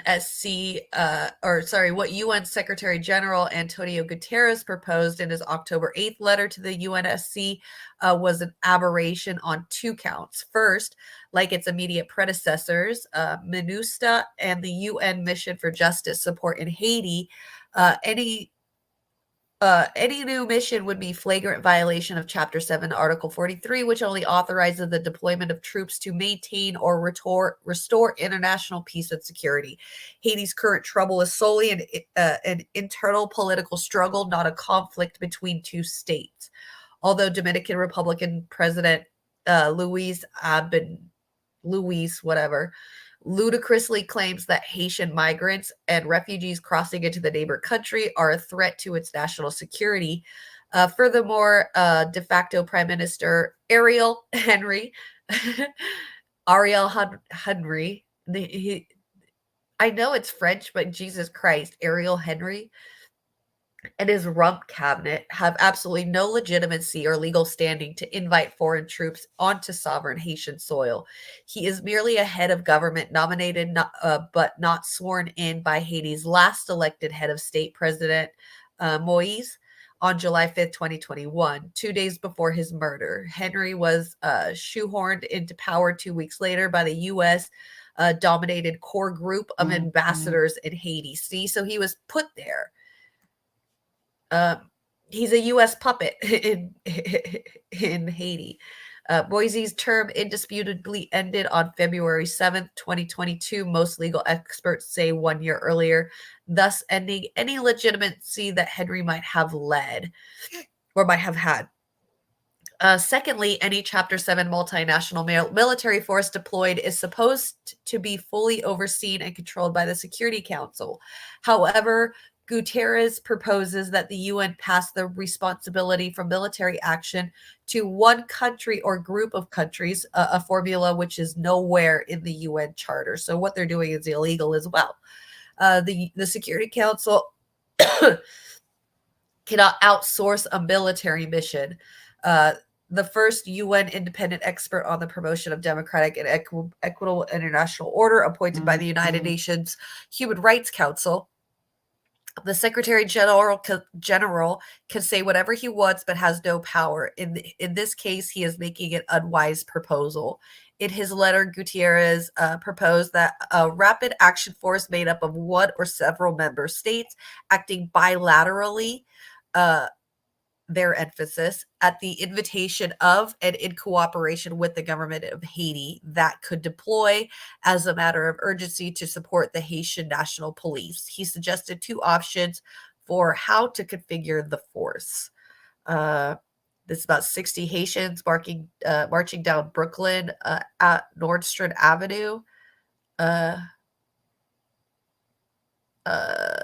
Kim Ives. Okay. Option one would be a multinational police task force of advisors and trainers to enhance the tactical and operational capabilities of the PNH to combat gang violence, which they should just be worried about the actual gang violence there. But anyways, we shouldn't be working with internal problems anyway. While the PNH would remain the only force on the front line of operational policing and anti-gang operations. Option 2 would be a more aggressive multinational force to support the PNH in tackling gangs, including through joint strike, isolation, and containment operations across the country. In short, a special forces hit squad. Absolutely ridiculous. Interestingly, the word bilateral is used 6 times throughout the 8-page letter of the multilateral body's leader. This dovetails nicely with Washington's Global Fragility Act, passed in 2019, which envisages a basing in Haiti of U.S. troops using the department's agency as a humanitarian cover under a 10-year bilateral agreement. Yeah, exactly. Humanitarian cover, but they're going in there to try to ruin Haiti even more. To sell this ruse, Washington needs a bad guy strawman whom its white knights will slay. Right. This is what we always need to do. So U.S. ambassador to the UN made this pitch. So this is what this person said. The draft resolution specifically lists Jimmy Cherizier, also known as Barbecue, as the subject of sanctions. Like, this lady literally she's like calling out specifically to go after this guy, this one person. He's directly responsible for the fuel shortage that is crippling the country. Next sentence, all they care about is fuel. By passing this resolution, we would take concrete actions to hold him and so many other violent criminals to account, probably him and his people, which they aren't even real gangs. They're actually the anti-violent gangs when there's really violent gangs going on out there, which we shouldn't even be worrying about. They should actually have their police force solid out there, and they don't, because they can't even get an elected leader because America's a fucking bully. Cherizier is the foremost spokesman of the revolutionary forces of the G9 family and allies. Mess with one, you mess with all. An alliance of crime-fighting armed neighborhood organizations. It's like as if your neighborhood watch group was put down as like a terrorist organization and the United Nations wants to kill them only. They're just, they're just the neighborhood watch, making sure the neighborhood is safe and nobody's coming in and fucking with them. But America thinks they're bad. So we have to think they're bad, right? All right, so let's see what else. We would like to underscore, predictably, Russia and China push back, of course. We would like to underscore that external interference in the political process in Haiti, said Dmitry Polyansky. Oh, I think I said that right. Subsuming Haiti's interest to the interest of the well-known regional players, a thinly veiled reference to the U.S., who view the American continent as their backyard, is unacceptable. Absolutely. It is in our backyard. We can't just sit there and keep doing this to islands. He also noted that many opposition groups called for not allowing a foreign intervention, right? And they rightfully refer to a not very successful experience, to put it mildly, with an external interference in the country's affairs. Obviously, their fucking country is like just gone to shit because of interference of what the American troops and UN has done to that goddamn country. Jesus Christ. We just keep going at it. Just keep going at it. Finally, we cannot support the attempts to quickly push through a resolution for this council on the sanctions either. Yeah, because you don't need to be sanctioning this one group. Like, come on, what the fuck? China also opposed it, saying it had taken note of the immediate opposition from some political parties and groups to the presence of a foreign armed force in Haiti at a time when the Haitian government lacks legitimacy and is unable to govern. That's fucking right. Like, why is it that China and Russia are like the cool heads in this? I swear, our unfettered bullying that we've allowed America to do is literally going to be the ruin of us. Now that Russia and China are fighting back against us, they're going to end up being like the new superpower. And they're, we're just going to end up getting pushed to the side if we don't start working with these people and keep fighting with them. I swear. I just hope that one day when it does happen, that these countries will really, really see the people of the countries don't want this. It's the leaders. But then, you can't expect them to treat us any differently than we've treated all of them. So, if another country ends up becoming a super world power, like, a world superpower country, then I'm pretty sure, we're going to get the shit end of things as well as regular civilians because our fucking leaders suck. So hopefully by then we'll all have like nothing to lose and then we can fight back against our own country. I could just see it happening. Like other countries are going to get so fucking tired of us. And then when we lose our power, man, they're going to be like, oh, fuck you guys. You never helped us out in the first place. We have hundreds of years of you guys treating us like shit. We're going to side with the better superpowers that have been on our side this whole time. It's wild to me how they're able to get away with this. Okay. See, Haitians held massive anti-invasion demonstrations in Port-au-Prince on October 17th. The 216th anniversary of the founding father's murder. Many protesters waved Russian flags. In chaotic confrontations, Haitian police dispersed some of the demonstrators with tear gas. The same day, about 60 demonstrators walked down Nordstrom Avenue in Brooklyn, New York, to demand no intervention. China did, however, express support for sanctions, but gave no indication whatsoever that it agreed with Washington's targeting of Cherizier, an anti-crime crusader. Cherizier calls for a class revolution in Haiti is what alarms the U.S. and its allies in Haiti's ruling class. Absolutely, because I think what I was reading yesterday about it is like these people. Oh, I didn't want to do it like that. So these people couldn't even really afford gas anyway.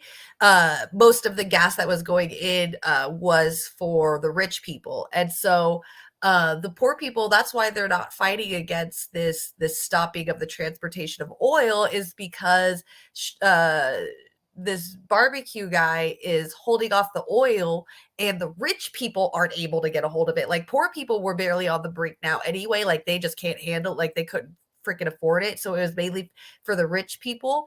But now the rich people can't get it. So that's the problem, is like the rich people of Haiti want to be able to have this gas, and the government or US wants them to have it as well, even though the poor people can't even afford this shit at all. So that's the big thing, is like they're more worried about the rich people getting their gas than everybody being able to afford it. They just don't care about the poor people there. And so, there's this class war that's happening now. And so the government's like, oh, no.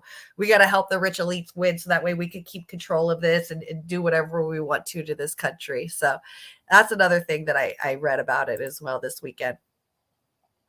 Part of the Haitian bourgeoisie in Washington's campaign against the G9 is to say not only that it is holding Haiti hostage by blocking Port-au-Prince fuel terminal, but also by spreading rumors on radio and social media that the G9 is selling gas for their own profit. Okay.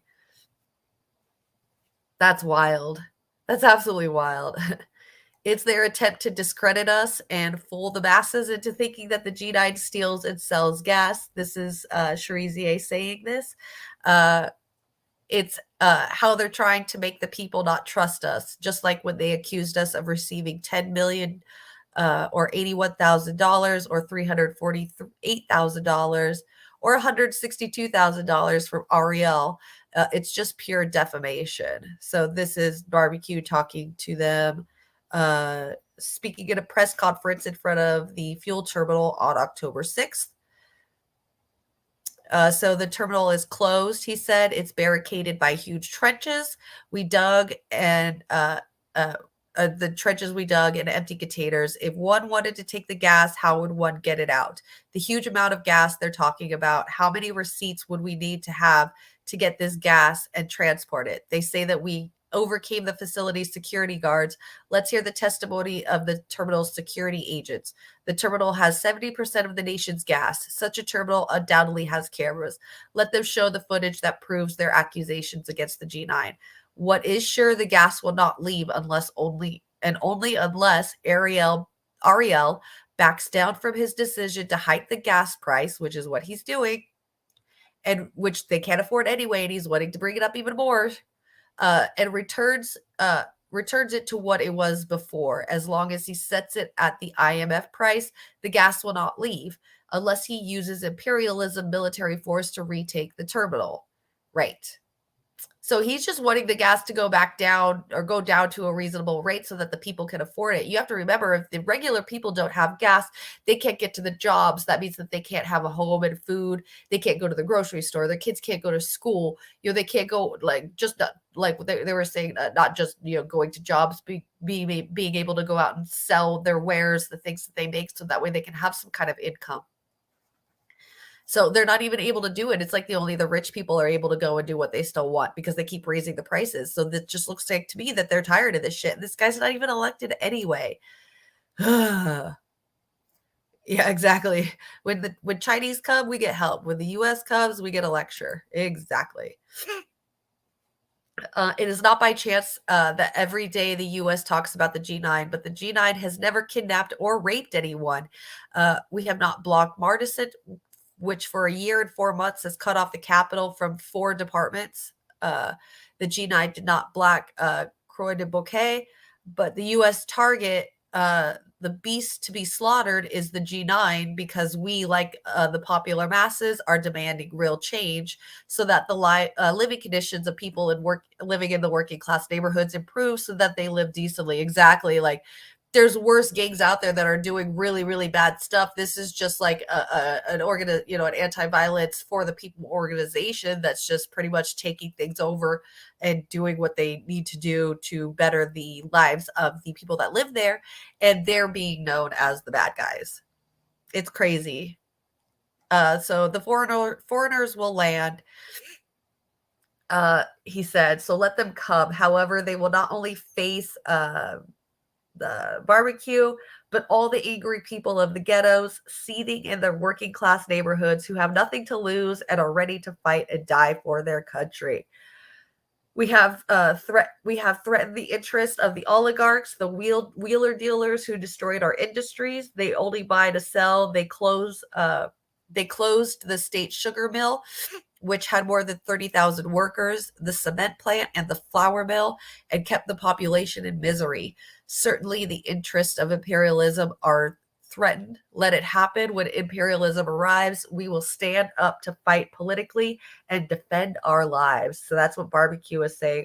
That's so great. Like, it's so good to know that at least he understands and sees what's coming, and he's willing to fight for, the people of his country.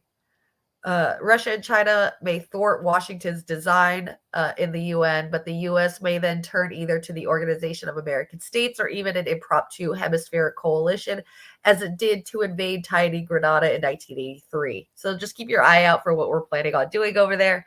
I think they will send soldiers from CARICOM countries with support from the U.S., Canada, Mexico.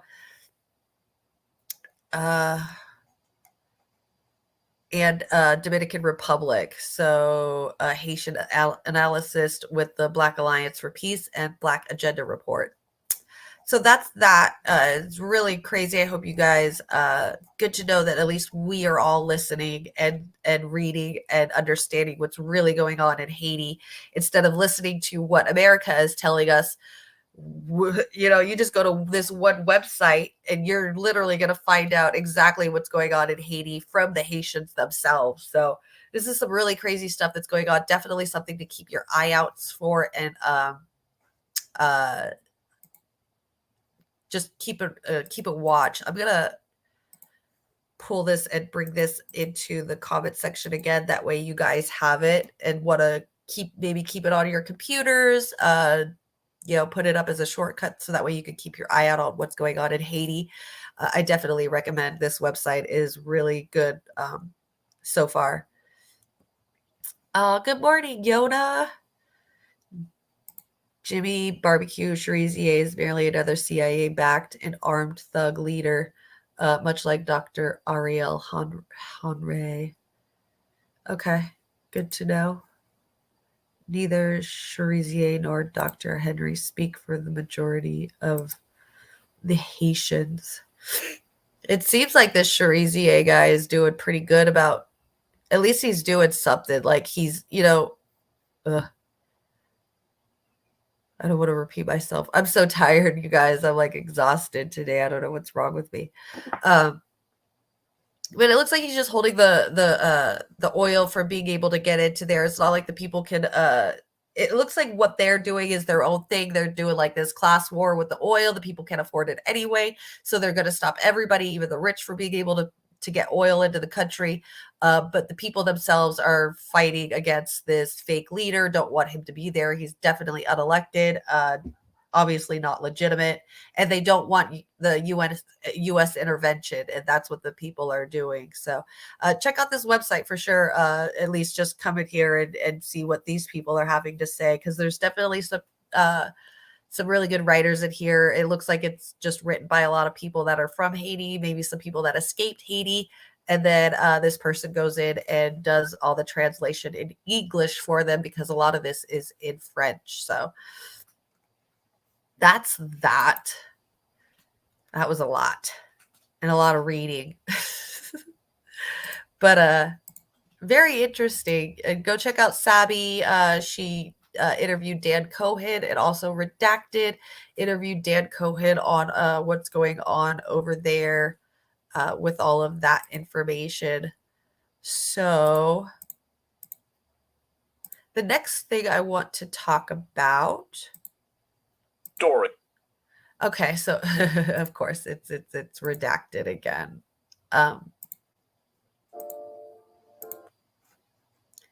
So I think I was just watching Redacted last night. I was like, oh, this is another really good one. So I want to find the clip of it, because I like get it from like the whole ass Let's dive into today's the whole ass like hour-long show thing. So and I don't want to do that. I want to do like the clips that they release later on.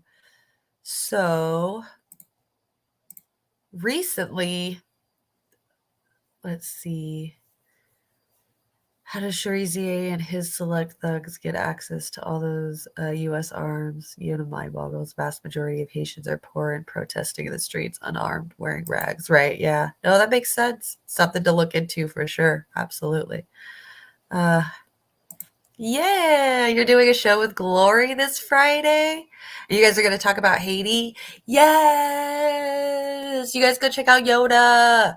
Right there, the name right here, Yona. And then the second word, if you look that up on YouTube, you can find his YouTube and go and subscribe to him. That way you can watch him and Glory Jones talk about Haiti this weekend. So that's going to be really cool. 8 p.m. Pacific, 11 p.m. Eastern. Love that. That's going to be really fun to watch. Always love Glory too. She calls herself the woman of the chat. So she's cool. Definitely. Yeah. Definitely shout out to Glory Jones for sure. She's fire.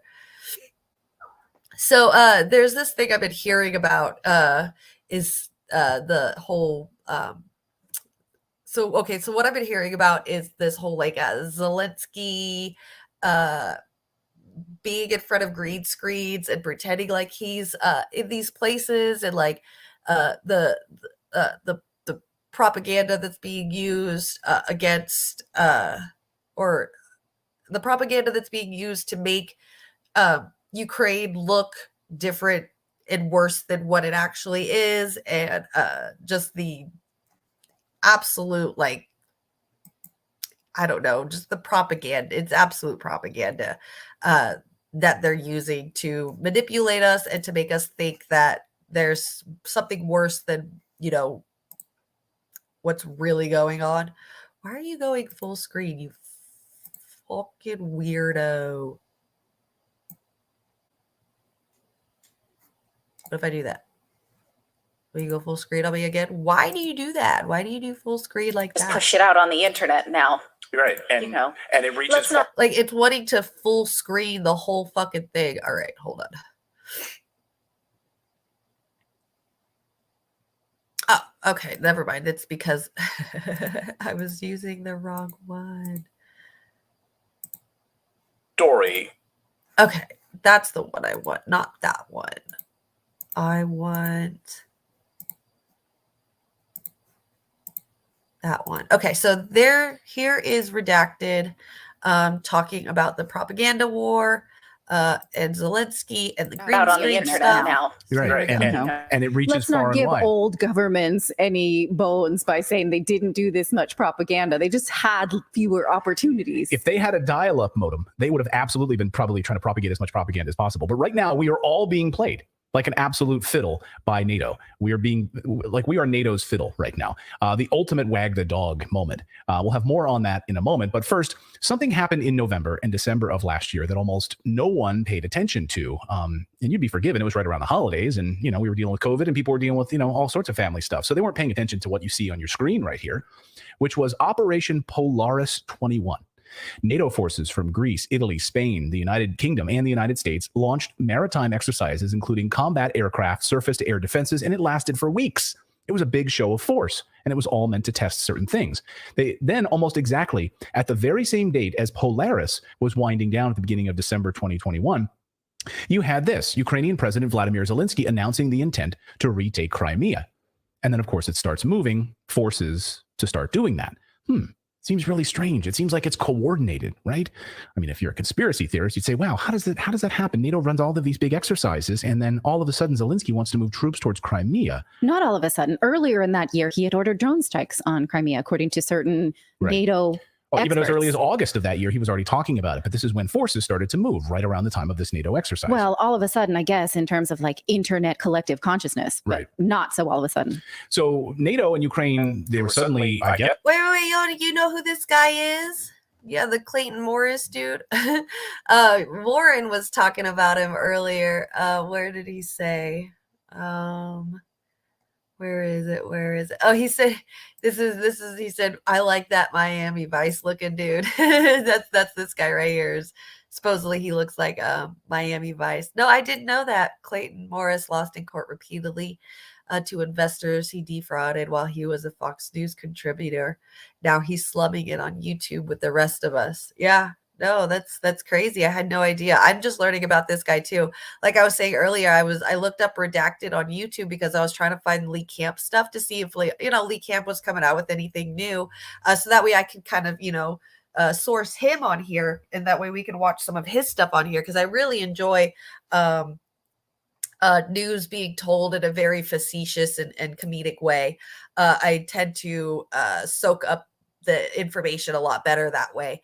But I ended up finding this guy, and they just kind of went really good in depth on some certain things. I definitely don't listen to them about everything, but I know like in one part they mentioned something about like, your taxes and stuff. So I could definitely see like some of the conservative. I've been feeling like he might have been a conservative with the videos, but he's definitely got some good points and some good stuff in here. Especially when it comes to, when we're going to try to get information about like the Russia and Ukraine thing and Zelensky, it seems like the kind of the best information to get the deets on what's going on in Ukraine and Zelensky is to get it from the conservatives, because yeah, they have a biased opinion, but at least it's a little bit more truthful than the complete neglect and ignoring of what the Democrats are repeating out into the ether about the whole Ukraine and Russia. They're just kind of like the anti-Russia Red Scare from the 80s repeating on repeat. So it's nice to get just a little bit of a difference of opinion. So yeah, definitely. No. I'm super thankful for that. So no, I definitely want to at least, I'll probably, I don't know, maybe transition into a different person to watch, but he's somebody I just recently found out about. So definitely still, hey, stop it. Definitely still learning about this show and everything. So, right, the rest of us, that's right. You down in the slums with the rest of us now, Mr. Miami Vice. Hoping to get a rise out of Putin. It was all planned. They had all lined this out ahead of time, apparently. Well, it worked, because then, of course, move NATO-backed forces right up to Putin's doorstep and think that he's not going to do anything about it. Well, of course, that's not what happened. In fact, Putin warned of this as a violation of the Minsk agreements and said he didn't want war. A few weeks later, he said, please remove your weapons. You, United States and European forces, please remove your weapons from our doorstep, including NATO weapons, and then we can walk away in peace. Here's what he said. Поэтому мы хотим решить этот вопрос сейчас. Вот прямо сейчас, в ближайшее время, в ходе переговорного процесса. Мы готовы к этой совместной работе дальше. По поводу, хотим мы этого или нет. Конечно, нет. Именно поэтому... And see, this is why I love Yoda. Yoda would fart in his direction if given the chance. That's right. This is why we love Yoda. I had no idea he did that to people. That's absolutely ridiculous. Sounds like a typical conservative that would do that. Doesn't care about the lower class of people for definitely. Yeah, peace, not war. Exactly. And peeve, not war as well, too. Shit. Поэтому мы и выдвинули предложение о переговорном процессе, результатом которого должна быть договоренность об обеспечении равной безопасности всех, включая нашу. So, peace. Get your stuff off my back porch, basically, please, because we don't want this. And members of his parliament were already pushing for it, and he didn't want it. So around this time, journalists then discovered some secretive documents related to Polaris 21 operation. These secretive documents showed the advanced preparation of NATO to enter into an armed conflict with Russian Federation in the event of Russia's intervention in Ukraine. That's what these documents showed, associated with Polaris 21. NATO had created the template basically for getting Russia into a war with Ukraine. It was all here in these documents. And we were seeing it playing out with jet aircraft and air defense systems being moved around. All of it was right there. It worked. Mission accomplished, by the way. But at the same time as these tensions were simmering, the US and NATO were actively working to give us a new hero and remaking their Ben Stiller showing up to meet his hero and tell him, you are my hero. A hero in a green t-shirt that came right out of public relations playbook, all part of the propaganda plan. A propaganda plan that goes back to the very First World War. You can read right from this playbook. Now, according to Politico, both the United States and British embassies at the time. And see, that's what they do to people because, our culture, our American culture is bad guy versus good guy, black and white, dark or evil and light, or dark and light, evil and good. So to get people rallied up to start, being okay with wars and stuff, there always has to be a bad guy and there always has to be a hero. So like what happened with 9/11, even though, it was practically an inside job, there was somebody who took out, redid the insurance on the Twin Towers a couple months before 9/11, redid his insurance to include terrorist attacks. The fact that they had warnings, there was already previous terrorist attacks put onto the Twin Towers years before, the connection with the Bushes and Osama bin Laden. So there was just all these connections and things like that. But then when the whole thing happened, Bush was like, Muslims bad and Iraq bad and Iraq did this and Afghanistan did this. So they're the bad guys and America are the victims of this. So we're the good guys. And so that's what got us rallied into it. And now they're doing the same thing with the Russia and Ukraine. You see a bunch of people, with the yellow and blue flags. The Zelensky is this, soft, Jewish man who's the leader of this country, even though he was like pretty much a puppet for America, practically put in there as well. So it just seems like it's the whole repeat over again. Like we're always just, here's the bad guy, Russia. Here's the good guy, Zelensky. Let's help the good guy because he's the superhero and let's beat the bad guys, which is Russia. Instead of just taking a step back and looking at the picture in a completely unbiased way and say, all right, from the beginning, what has been going on and how do we either fix this or just not involve ourselves at all and back the fuck off and let them do what they're doing because they're their own country and we're not even a part of that over there. So we just keep expanding NATO. So I think that, this whole propaganda thing is definitely working with the people because ever since we got ourselves out of Afghanistan, they needed another bad guy to start another war with because the military industrial complex always needs to make money no matter what. So when they got out of Afghanistan, the MIC was probably like, oh, motherfuck, we need to start making some money now. Holy shit, what else can we do? And so they just thought this is the perfect thing right here. And it's crazy is because when they start the news, they're like, Russia invaded Ukraine. It's like, you guys do realize that they NATO promised to not expand and has been breaking that promise to Russia and has been expanding all the way up into the doorstep of fucking Russia. And you think that we're the good guys? That Zelensky is the superhero? When you start to see these things, it makes no sense that other people don't see these, you know? But you can't expect everybody to know exactly what you know. So let's see what you got, Yoda. The KGB's own Putin leading the Russian Empire into reunification with Novorossiya, New Russia, Mariupol, Odessa, Tiraspol, is not the liberator, and NATO with Ukraine Nazis are indeed the aggressors. Absolutely. Absolutely. And what's crazy is like they're like, oh, we let them know like the Azov battalion and there's actual like Nazis over there and we're arming these motherfuckers.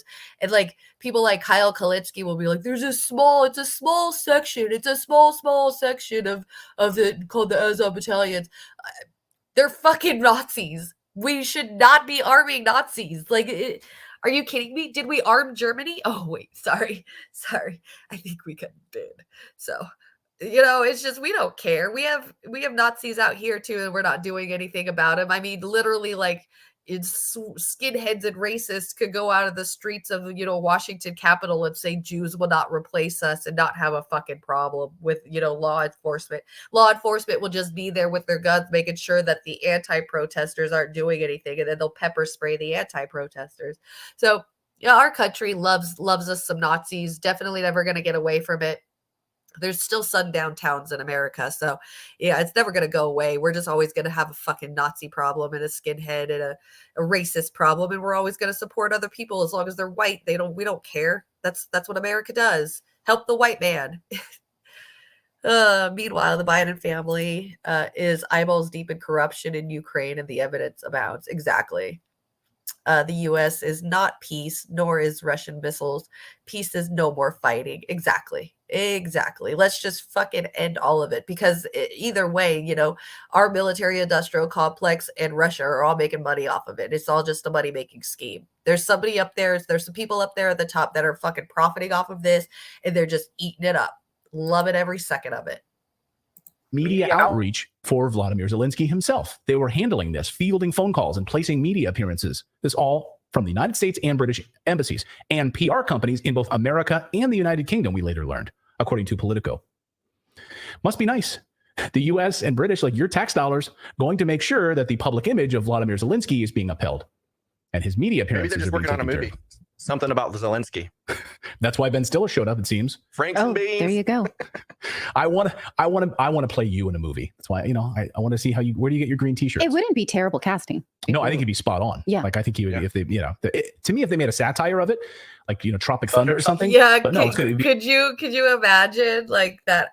What is his name? Ben Stiller playing Zelensky in a movie. I thought that was hilarious. I was like, yes, please make it satire. Make it like Zoolander, but with Zelensky. Zoolanderinsky.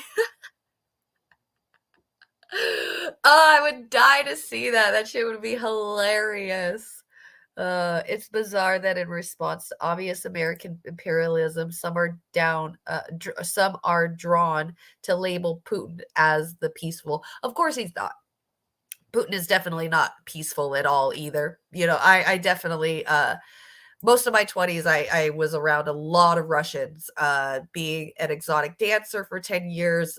Pretty much every club that I was working in here in in California, was owned by Russians. All the security guards were Russians. The managers were Russian.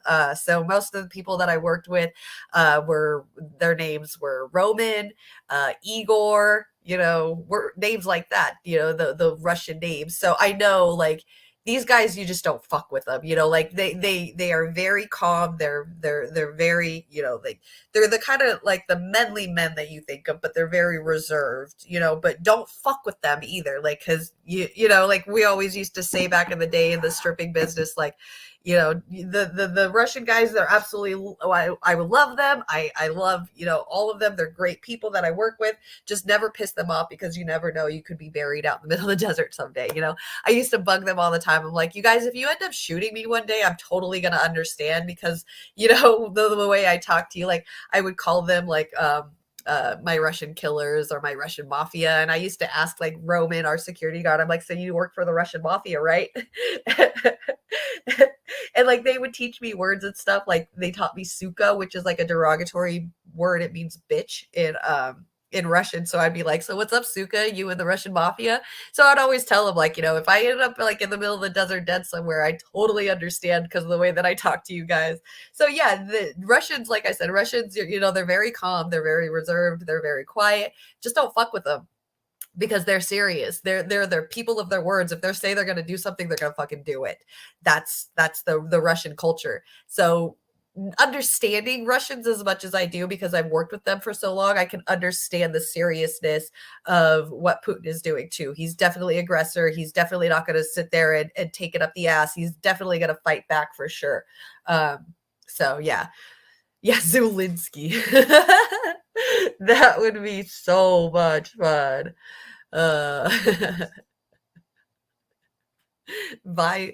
Vladimir Sniflinskis. Oh, Jesus Christ.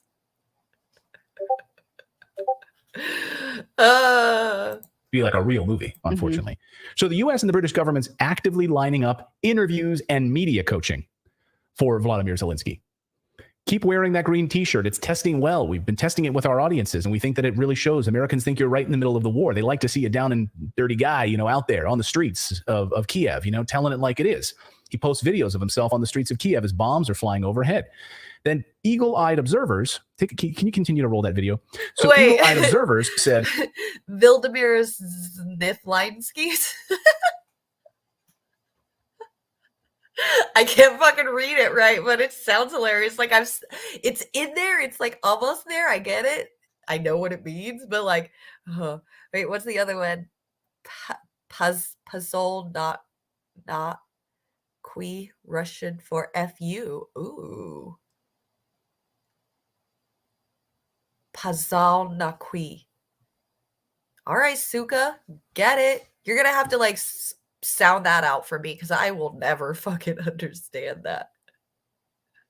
I love Russian. You know what was really, really cool is when I was, you know, just saying I was working with the Russians, one of the security guards, Igor, he was learning English during the time that he was our security guard. Like he understood English, but he was like getting into the advanced stuff of it. And I remember I was outside and, you know, he was like reading a book about English language and stuff. And he looked up at me and I love him to death. He's just like this big, huge dude, just shaved his head, just this big burly dude named Igor. He just absolutely looks terrifying. And he was sitting across from me at the table and he's like, you know, he says my dancer name, and he's how do you say fan in English, and like how many different words are there, like different meanings for the word fan? And I was like, oh wow, yeah, I did never realize like how impossible and ridiculous American English was until that one time with the fan word with him. And it was super, super neat, because I'm like, well, there's a fan as in like you're fanning yourself to cool yourself down. There's also an actual, you know, the fans, those also cool you down, just blowing fan. And then there's also a fan like somebody who idolizes a celebrity or a singer. They're like a fan of them. Oh, it was so hard to have to teach him that and have him like be like, oh wow, they're, you know, like, so you've got two that has to cool yourself down, and then one that's where you're obsessed with somebody. Oh, this is super confusing. And I'm like sitting there as an English speaker like, holy shit, Igor, you are absolutely right. This is way confusing. Holy crap. Yeah, like Zsa Zsa Gabor is pronounced. Okay. I never heard that, and I speak Russian. Oh, but z, not sh. Okay, so pazal na qui. Pazal na qui. Interesting. Pazal na qui. I'm not going to remember that. Something's not adding up here. Is it the beard dye? No, it's not the beard dye. Just look a little bit more closely at this video. If you look, you'll notice. Gentlemen, I just want to say that's too dark of a color. If you're going to be dyeing your beard, that's not Sorry. Okay. Okay. So you don't it's not the beard dye, but if you're looking very closely at these videos that he's posting, you'll notice that he's actually standing in front of a green screen. How do you know that? So eagle-eyed observers were able to look very closely, not just in inconsistencies with the video, the lighting, and of course the flapping of the flags and all of this stuff, but the shoulder, shots of his shoulder. Now, David, you're a green screen expert. What's the problem here? So there's the separation. Like you can see the bleeding of the green on the edges there. Right. Not normally in a photo, but if you're standing in front of a green screen, But if we filmically, can I just ask questions then? Because leave the image up, because the line between his shirt and his neck is clear, right? That's a real live image. So if we could just compare that with the outline of his shoulder, that's what's telling us who are not experts that this is. Can we go back to the full video? Okay. I'm going to go back to that full video. You can see that. There we go. And so, it's very easy to film a background and then stand in front of it, right? Stand in front of it because you're not actually standing on the street there in that spot. Yeah, no, you're absolutely right. Yeah, like Paul Jonaki. I just looked it up in on Google Translate.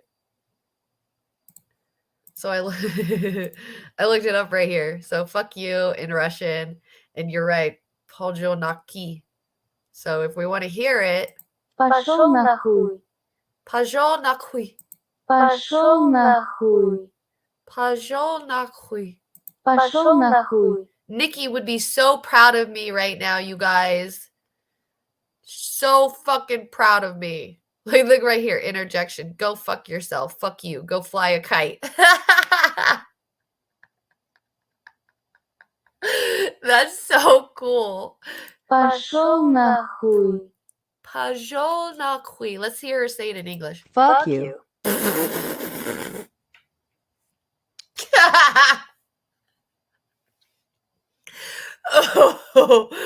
Oh, that was good. That was good.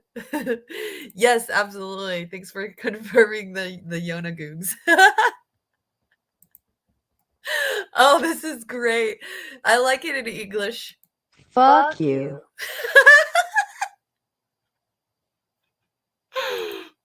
Пошел нахуй. Пошел нахуй. Пошел нахуй. Пошел нахуй. That's so pretty. Man, Russian English or Russian language is so pretty. So wait, how do you say, let's switch it. Okay. How do you say, is it really bitches? Is that bitch? Come on. Work for me. Why won't you change? Do we go, okay, this way? Yeah, there we go. Wait, I want to translate from Russian. Okay. Suka. English is suka? Okay, wait. Let me see if I've always been saying it right. Yeah, there you go. Suka. Yeah, I've been doing it right. That's right. That's right. I've been saying it right. All right. Сука. Suka. Bitch. Why is her English so much lower? Like, she's all suka, all real sweet in Russian, but then when she goes to like English, she's all bitch. Bitch. Bitch. Сука. Suka. See, it's a noun. It's like bitch, slut, derogatory for bitch. Yeah. Like a hooker, tramp. Yeah, definitely a really bad word for a. I love her English. Bitch. Oh God. What was it? Wait, what happened? Where did we lose it? Where did we lose it? Wait. Fuck you. Here we go. Fuck you. Пошел нахуй. Пошел нахуй. Yeah, exactly. The tone of voice is ridiculous. That's what. Fuck you. Fuck you. Right. English voice says it like she means it. Very Americanized translations. Fucking Nikki would sit here and be proud of me if she was here. We learned it. We learned it. Pashol nakui. Пошел нахуй. Pashol nakui. That's really pretty. I mean, super pretty. Fuck you. But then you gotta love that Americanized fuck you. Like she, she really puts the finger in that one with it. Oh God, that's great. You guys are the best. All right, let's finish watching this guy. Okay. Now, of course, we learned last week that he is, in fact, standing in front of green screens, pretending to play war, as evidenced by another round of videos that has surfaced of him. Here's another example of him in front of these green screens, walking up and speaking. Yes, John over at Rockfin. Yes, it's the Z screen. The Z screen. Absolutely. I mean, look at this. Like, you could tell that he's not even real. I mean, I think this is like a glitchiness from them. But if that's the glitchiness from them, then why is the background still so perfect? But he's all glitched out right here too. So you release it with that pixelization? No, but that's us. Yeah. Okay. But here you can see, because of course see, it's all there it Hollywood is right there, like the production stuff that they're doing. We're gonna watch this right here, this behind the scenes of this stuff after we're done watching him and her talk, because I want to talk about a little bit of that as well. But here's the production stuff. Like, they're bringing in whole ass production teams to record him, to make it look like he's actually in these places, speaking to the people from on the ground, to make him super relatable. I think the reason why he's wearing the green shirt all the time as well is because they're like, oh, this makes you look like you're super relatable, that you're part of the army or you're part of the military, that you're like out there on the ground doing, the groundwork and stuff, when he's just a fucking actor. That's all he is. He's a short actor. Super short actor. He looks like he's my height. Production. Film crews creating fake scenes to share on social media. And now we see him standing there in the green screen, and we get to see what this all looks like, because of course it's all a show. And even if some of it's real, does it really matter? Because most of it's fake, right? And all it takes is one fake, right? All it takes is one part of your government to tell you lies, where you start to not believe any of it, right? So, of course, it's all a Hollywood production. Film crews creating fake scenes. We now have a number of instances of this, about the propaganda, fake scenes to share on social media. Share this out. This is another one this is a big one that's coming up, is these, like, it's kind of like reminds me of the white helmets back in the day, how like they faked things, made it look like there was actual real stuff that happened. And then all of a sudden, like, they joined in that TikTok trend that got really big, where it was like that music played and the camera, somebody would be holding a camera and walking through, but everybody would be still, like it was a still frame. And the white helmets did that trend where it really, really looked like there was a death, like a bombing right there in that area. And it's just, they're all like, in still mode, not moving. And there's a person on the ground that's like, looks like they're bleeding and shit, but they're not moving because they're in still mode. And the camera's just walking around with the rap song playing in the background. Like, that looks real, you guys, and that's fake. So white helmets are obviously doing some, fake propaganda bullshit, making it look like it's worse than it actually is. And here on Redacted, we're going to see, he's going to show us some video clips and some pictures of them doing it in Russia too. Even the press is doing it, like mainstream media is doing it. You'll see the pictures and stuff that they're coming up with. It's super, super shocking that they're getting away with this kind of stuff and that they're still doing this and we're believing them. When I see, pictures and videos from mainstream when they're on the ground out there and they're doing all of it, that's the first thing I think of, is this staged. So just watch this. Oh, show the destruction. Show these images. Here's a few examples, right? You can roll this. Here's a film. Let's show this Ukrainian soldier in agony because of the pain of war and the attacks from Russian soldiers, the agony, and cut. Okay. Here's another scene. We need to show Russian tanks that are being attacked and in trouble. So, all right, cue the guy with the smoke. Where's the guy with the smoke? Can we get the guy with the smoke canister? Yep. Oh, here we go. Here's the canister of smoke. The camera too. He's moving it like it's like there's action going on. Did you see that? He was rocking back and forth, like a Star Trek episode where it's like, do you see that? Move to the side of. Do you see that? There's like the camera guys right here, and they're making it look like the tank is like in, you know, disarray. And like, here's this guy with a smoke thing behind it to make it look like it's smoking. So that way the camera, you know, gets the angle of it smoking. So it looks like it's in disarray. It's like that one meme picture where it's like, you know, what is it, the police chasing after the person or something, but then like the camera will like focus in and it'll show just like the person holding a knife to a cop or something like that. There's all these memes about how the media only puts, you know, here's the picture, but all they'll do is this much of the picture, so that way you can only, you know, concentrate on that part that they want you to see. It's disgusting how they do this kind of stuff. So absolutely gross. The cabin ready, and we just got hit by a Klingon ship. Here, put the smoke down. Oh my gosh. Oh, here we go. This is my favorite. This is a bad one too. Like you want, you know, when people were like, we see videos and stuff of people in Ukraine running from like bombs and stuff. Look at this right here. So here's a couple of cameramen. Here's a guy with a microphone thing, a megaphone. And then here's a whole bunch of people out in Ukraine. I think this is the same exact area where Zelensky, when they were showing the picture of his shirt, that it was like, you know, green screen and he was behind. I think this is like pretty much the same exact area. And here's what's happening over there, what they're doing. Okay, you're all running. You're all scared. This was one of the early ones that made its way around social media. And run. You're terrified. You're terrified. Incoming attacks from Russia. Okay. And cut. You remember when we covered quite a while back when they were driving through that town with the fake, like when people were like, they drove by. You see that? Like are dead people were looking behind them, like pretending like there was actually something there behind them doing stuff. That was total acting. That was absolute acting. And here it is again. Like, I think what they did is they had the picture of just this little area right here to make it look like the press was in this batted out place. But if you look right here, here's a woman with some like bags and stuff just looking at him like, what are you doing, dude? Like, what the fuck is wrong with you? It's what they want you to see. And then they drove by and people were getting up. We saw them actually getting up. Yes. Yeah. Here's another one. Here's another example. I want to kind of go back, if I could, to that. Did you see that? Guy. Did you see that right there? I'm going to turn the volume down so you guys can see it. But if you look right there again, look right here. There's a guy with a boom mic. Okay. And a guy with a camera. Do you see it? Did you see the boom mic right there? He's got a boom mic.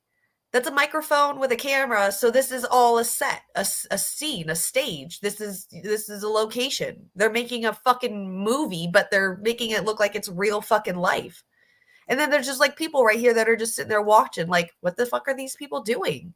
It's literally like movie sets out there. It's like Ukraine has just literally set itself up as a giant movie set to scare Americans into wanting to bring war into Ukraine. So that way the military industrial complex keeps making money. And we're falling for it. Hook, line, and fucking sinker.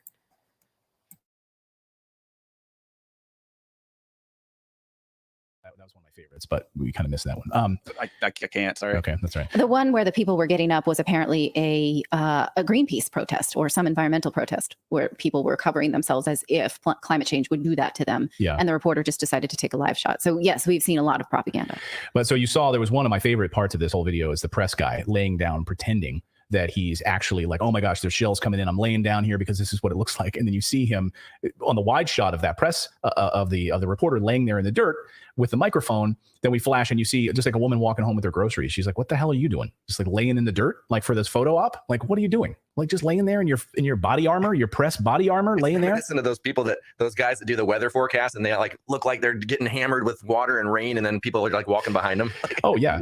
Yeah, like let me see if I can pull it up here on my screen. But I want to say really quickly, that's a good point that's a good point that I didn't even think of. It's like when the weather happens and like those reporters are out there and they're like, you know, in waist deep in water. They're like, I can't make it. You know, it's really rough out here. The people are just dealing with some stuff. And it looks like he's like, you know, waist deep in water. But then like in the background, some guy's like walking by and it's like only this deep. And apparently the guy's like sitting in the water to make it look like it's, you know, bigger than it really is. There's just some guy walking in the background in like, you know, foot deep water, and that's it. So it's almost literally the same exact kind of stuff, making it worse than it really is. So that way that people can get the funding that they want. These corporations and private organizations are getting things, you know, NGOs are getting these free subsidies because of this kind of stuff. And the media is just sitting there helping them.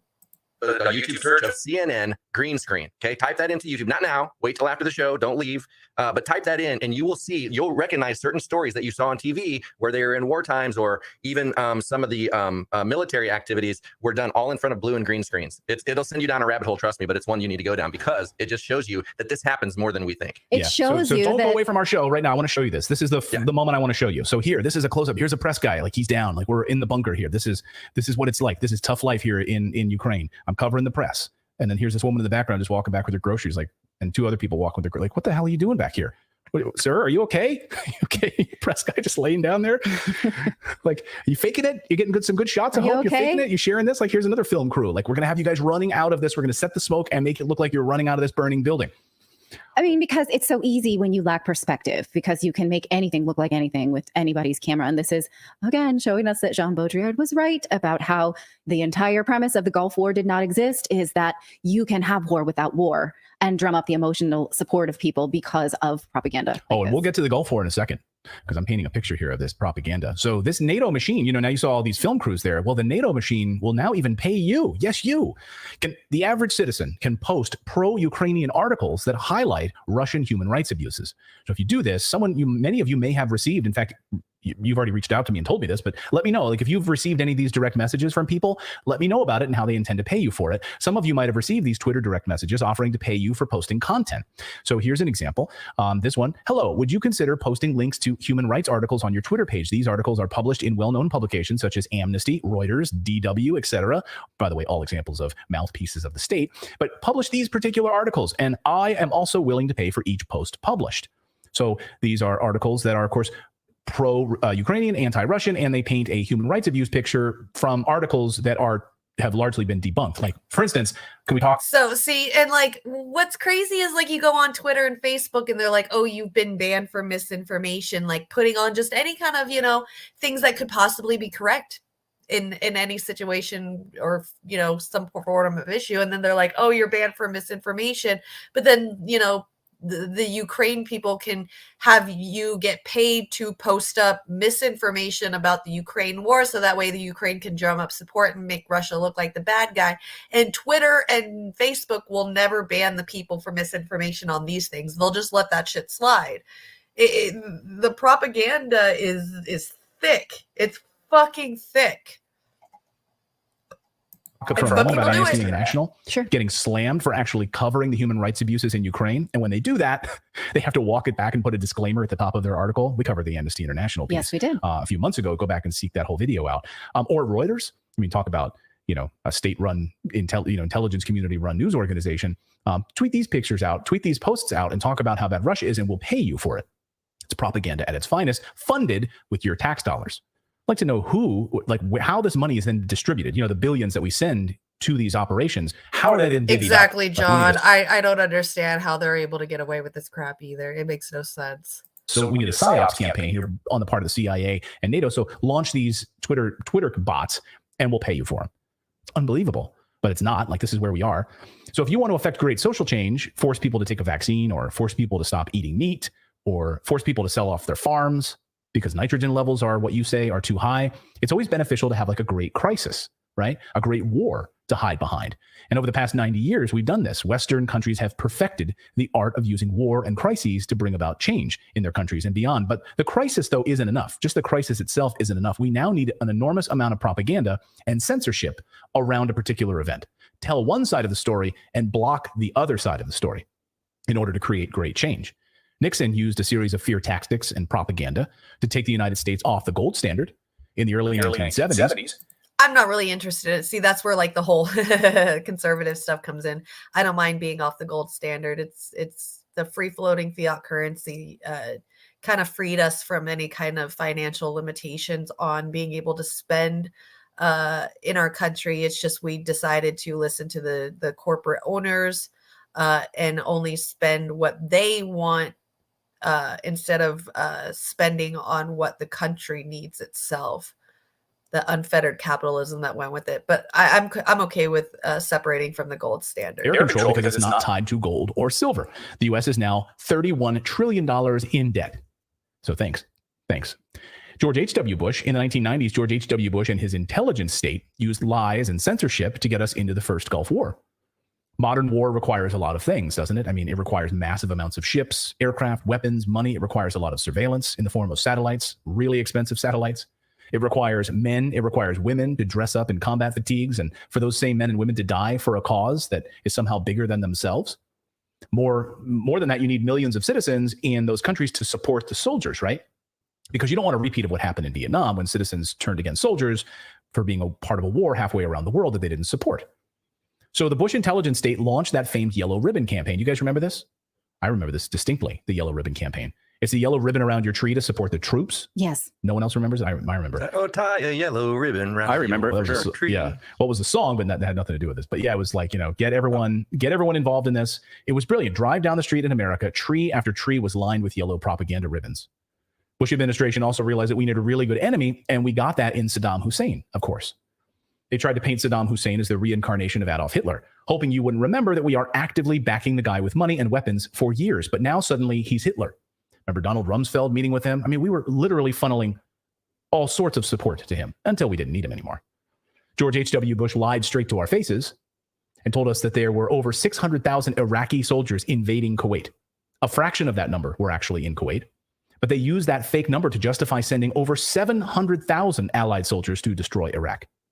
They also told us that Kuwait is a group of freedom-loving people that we need to protect. That wasn't even remotely true. 1 week after Saddam Hussein invaded Kuwait, a group was formed inside the United States called the Citizens for a Free Kuwait. In a short amount of time, this intelligence-funded group went and hired a PR company in D.C. almost immediately. Shortly thereafter, they produced photos and looked like atrocities in Kuwait at the hands of the Iraqis.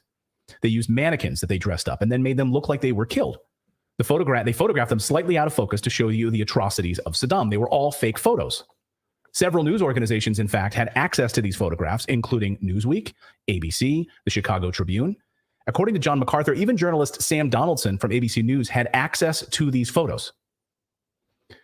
And he showed them to his bosses at ABC News, and they decided not to run the story.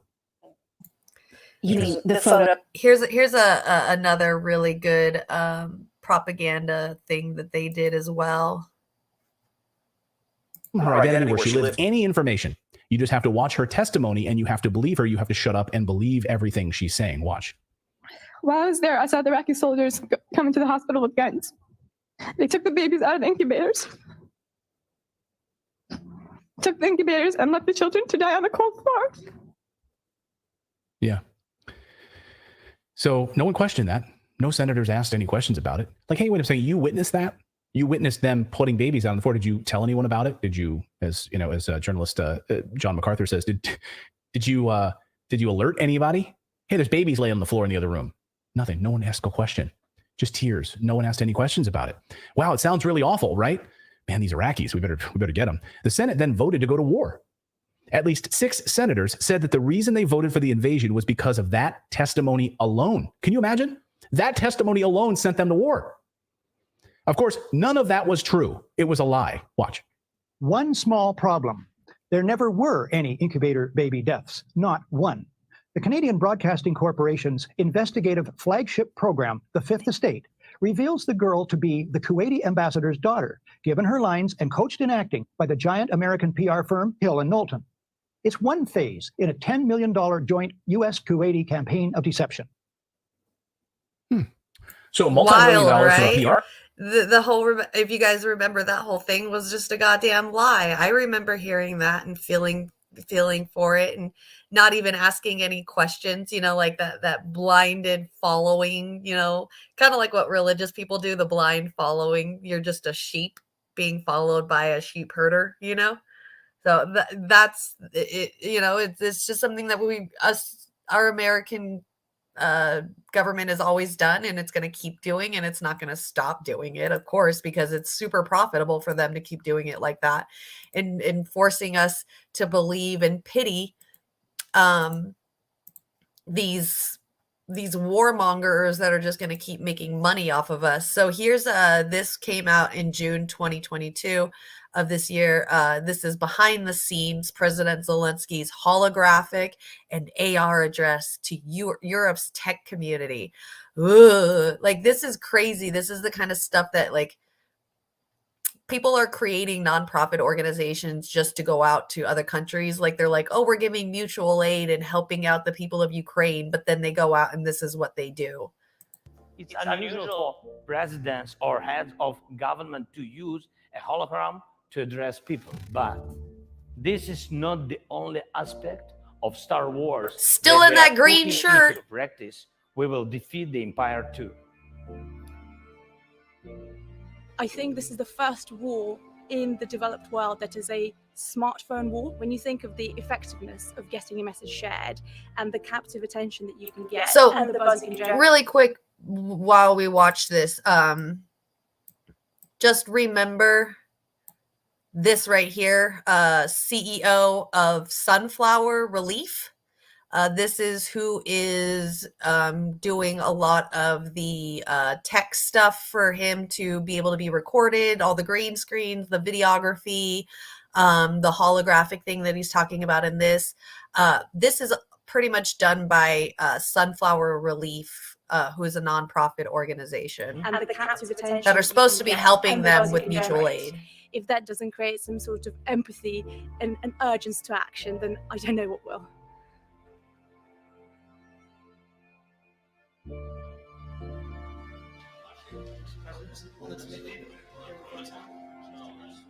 Tech is always moving to the development and to identifying the best. And there's another one. I didn't even notice that till just now. Look at this guy.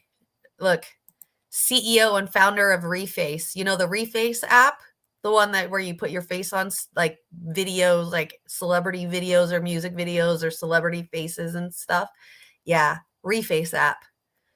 Definitely going to be uninstalling that today for sure. Development and to identifying the best use cases how to do it. So I believe that tech is a crucial industry for us to rebuild. This is a special piece for Ukraine. There's two different types of hologram that we're going to be making. Quiet, please, everybody. We're going to go for take now. Here we go, and action. Even now, as the war is raging, we continue the digital transformation of our do you see the acting in that? He went from like all let's go, let's record to I'm serious. This is such acting. He's such a good actor. Like, where did he get his classes? Like, look, they're even putting him inside of like phones where he's not even at. Look at that. Like, they're about to make him smaller and bigger. Like, he's not really there in those situations, and they're making it look like he's in those. And then they're showing like other celebrities that have done the same thing and that are doing the same thing to help out. When celebrities come in to help out a cause for a war, you know that this is a bad idea. This is probably one of the worst ideas to even do it. Like, I hate it when celebrities come out and they're like, support this side of the war. Get a fucking life. This is why people tell actors and celebrities to stay in their lane, is because they're so completely uninformed. And then they just choose a side that the mainstream media news is telling them because that's all they're getting. It's like they don't even have enough time to go out there and, research for themselves and stuff. So it's absolutely disgusting. Yeah, and they made this public. They're just laughing in our faces now. Absolutely they are. It's absolutely disgusting. And then what's even worse is check this shit out. So what I was showing you guys at first, this right here, the video when I was showing you guys at the beginning. So this woman right here, the Sunflower Relief. So I looked it up last night. Here it is right here, Sunflower Relief. Check this shit out. So it was so hard to find anything bad about this nonprofit organization. And they literally have bought out like so many different domains with so many different names, and it's like sunflower and then the word. And what they're doing is like they're using the sunflower with the yellow flower, and then on the inside they're putting blue in, so blue and yellow for the Ukrainian flag. And I'm pretty fucking sure they're saying that this has been this nonprofit organization has been going since 2015, but it's like strictly only Ukrainian, and it's really weird. Like, see, it says like Sunflower Relief is a grassroots volunteer-led network that aims to connect the immediate needs of Ukraine locals with immediate local solutions. Like, what does green screening and video recording the leader have to do with the needs of Ukrainian locals? You're not doing anything but misleading people and doing a propaganda campaign. You're not helping Ukrainian locals for shit. But see, like, they own Sunflower Relief on Twitter, sunflowerreliefcollective.com, Sunflower of Peace, Ukraine Sunflower Aid. So there it is right there, the sunflower with the yellow and the blue. Like, they just own everything that has to do with sunflower. And you can't find like anything in here bad about them, because it's like they've locked up any kind of corruption. I've looked up try to look up how much they're worth, and like how much people have like donated to this, and how much money they've used and stuff. And everything in the websites that I found about them, like the watchdogs of these kind of nonprofits, like they're saying that there's no information available at all. Like, see, I put in Sunflower Relief corruption. I don't know what HRF is, but they're proud to join Operation Sunflower. So it's turned into like an actual mission now for them. Let's see, faced with a record $32 billion shortfall in humanitarian aid funding.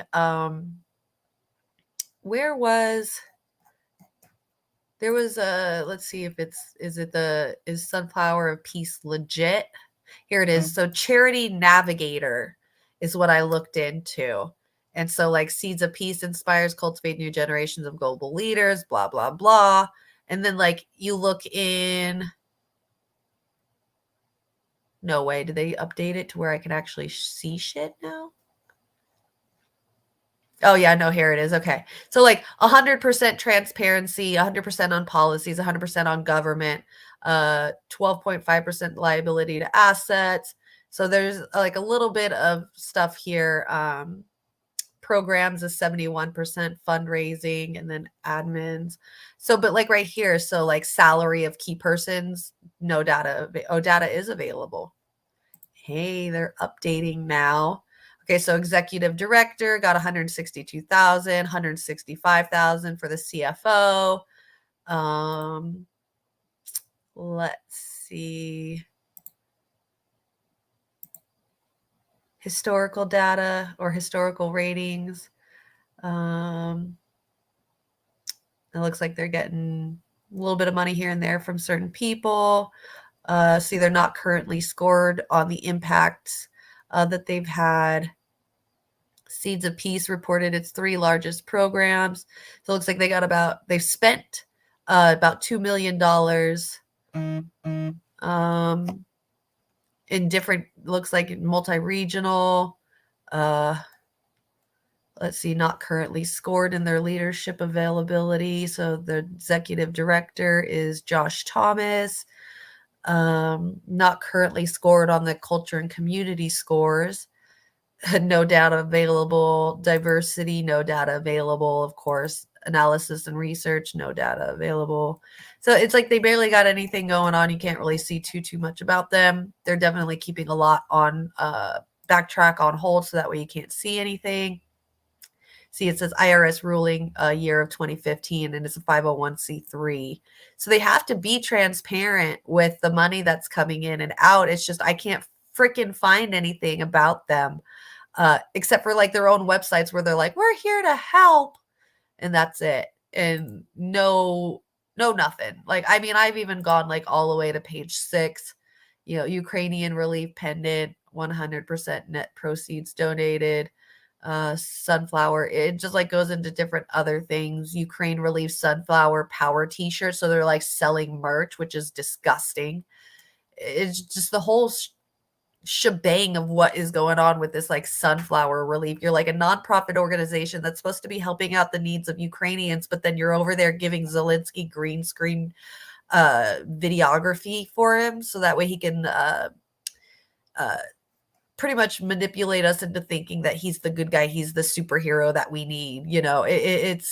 It's disgusting what's happening over there and what Ukraine is doing to us and forcing us, and America is forcing us to try to believe is the right thing, just to get us into another war so that way these rich people can make more money. And I think it's just I repeat it in my head so many times. It's like really hard for me to comprehend that regular people can't understand it, but it's because it's in my face all the time and I see it so much. I guess I understand, the whole aspect of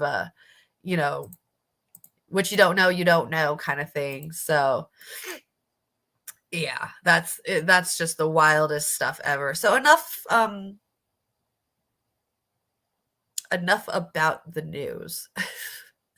I'm over the news now. I got a couple of really cool things, a couple of really cool articles and some videos that we can watch to kind of have some more fun now. It's like the last hour and 15 minutes of the show, so we'll have some fun. The first one that I want to talk about, what is this? Okay, cool. Is so a couple of years ago, there was a cult on YouTube, pretty much ran by a lady named Amy Carlson. This cult was called, what was it called? Oh my gosh, I'm going to fucking ruin this if I don't get it right. Love Has Won. So she was, this lady, Amy, was the leader of this cult called Love Has Won. They based a lot of their stuff on YouTube, do a lot of YouTube videos. Some crazy shit happened with the leader and what she was doing and what she was offering and taking herself. Just the craziest shit happened with this whole situation. And so I definitely want to get started on that. Is it this one? Yeah, Bizarre Cult. All right. So this cult is interesting. So we're going to watch this girl named Illuminati. She talks about like different things, YouTube dramas. She just does like speeches, like informative speeches, videos about these.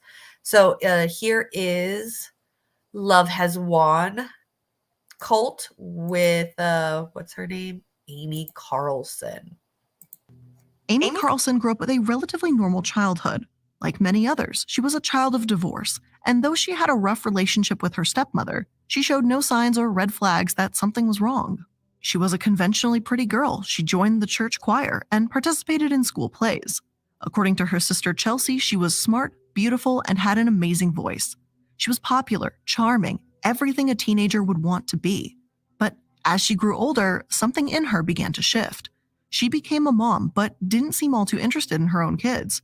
Her mom told Rolling Stone she just didn't have that warmth. She had no problem leaving her children with other people. Her interest in New Age spiritual brought her to the website lightworkers.org, and from there, everything changed.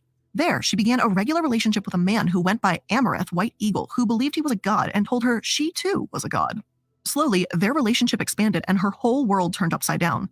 She went from being a mother and a wife to a woman who believed she was experiencing things from another world.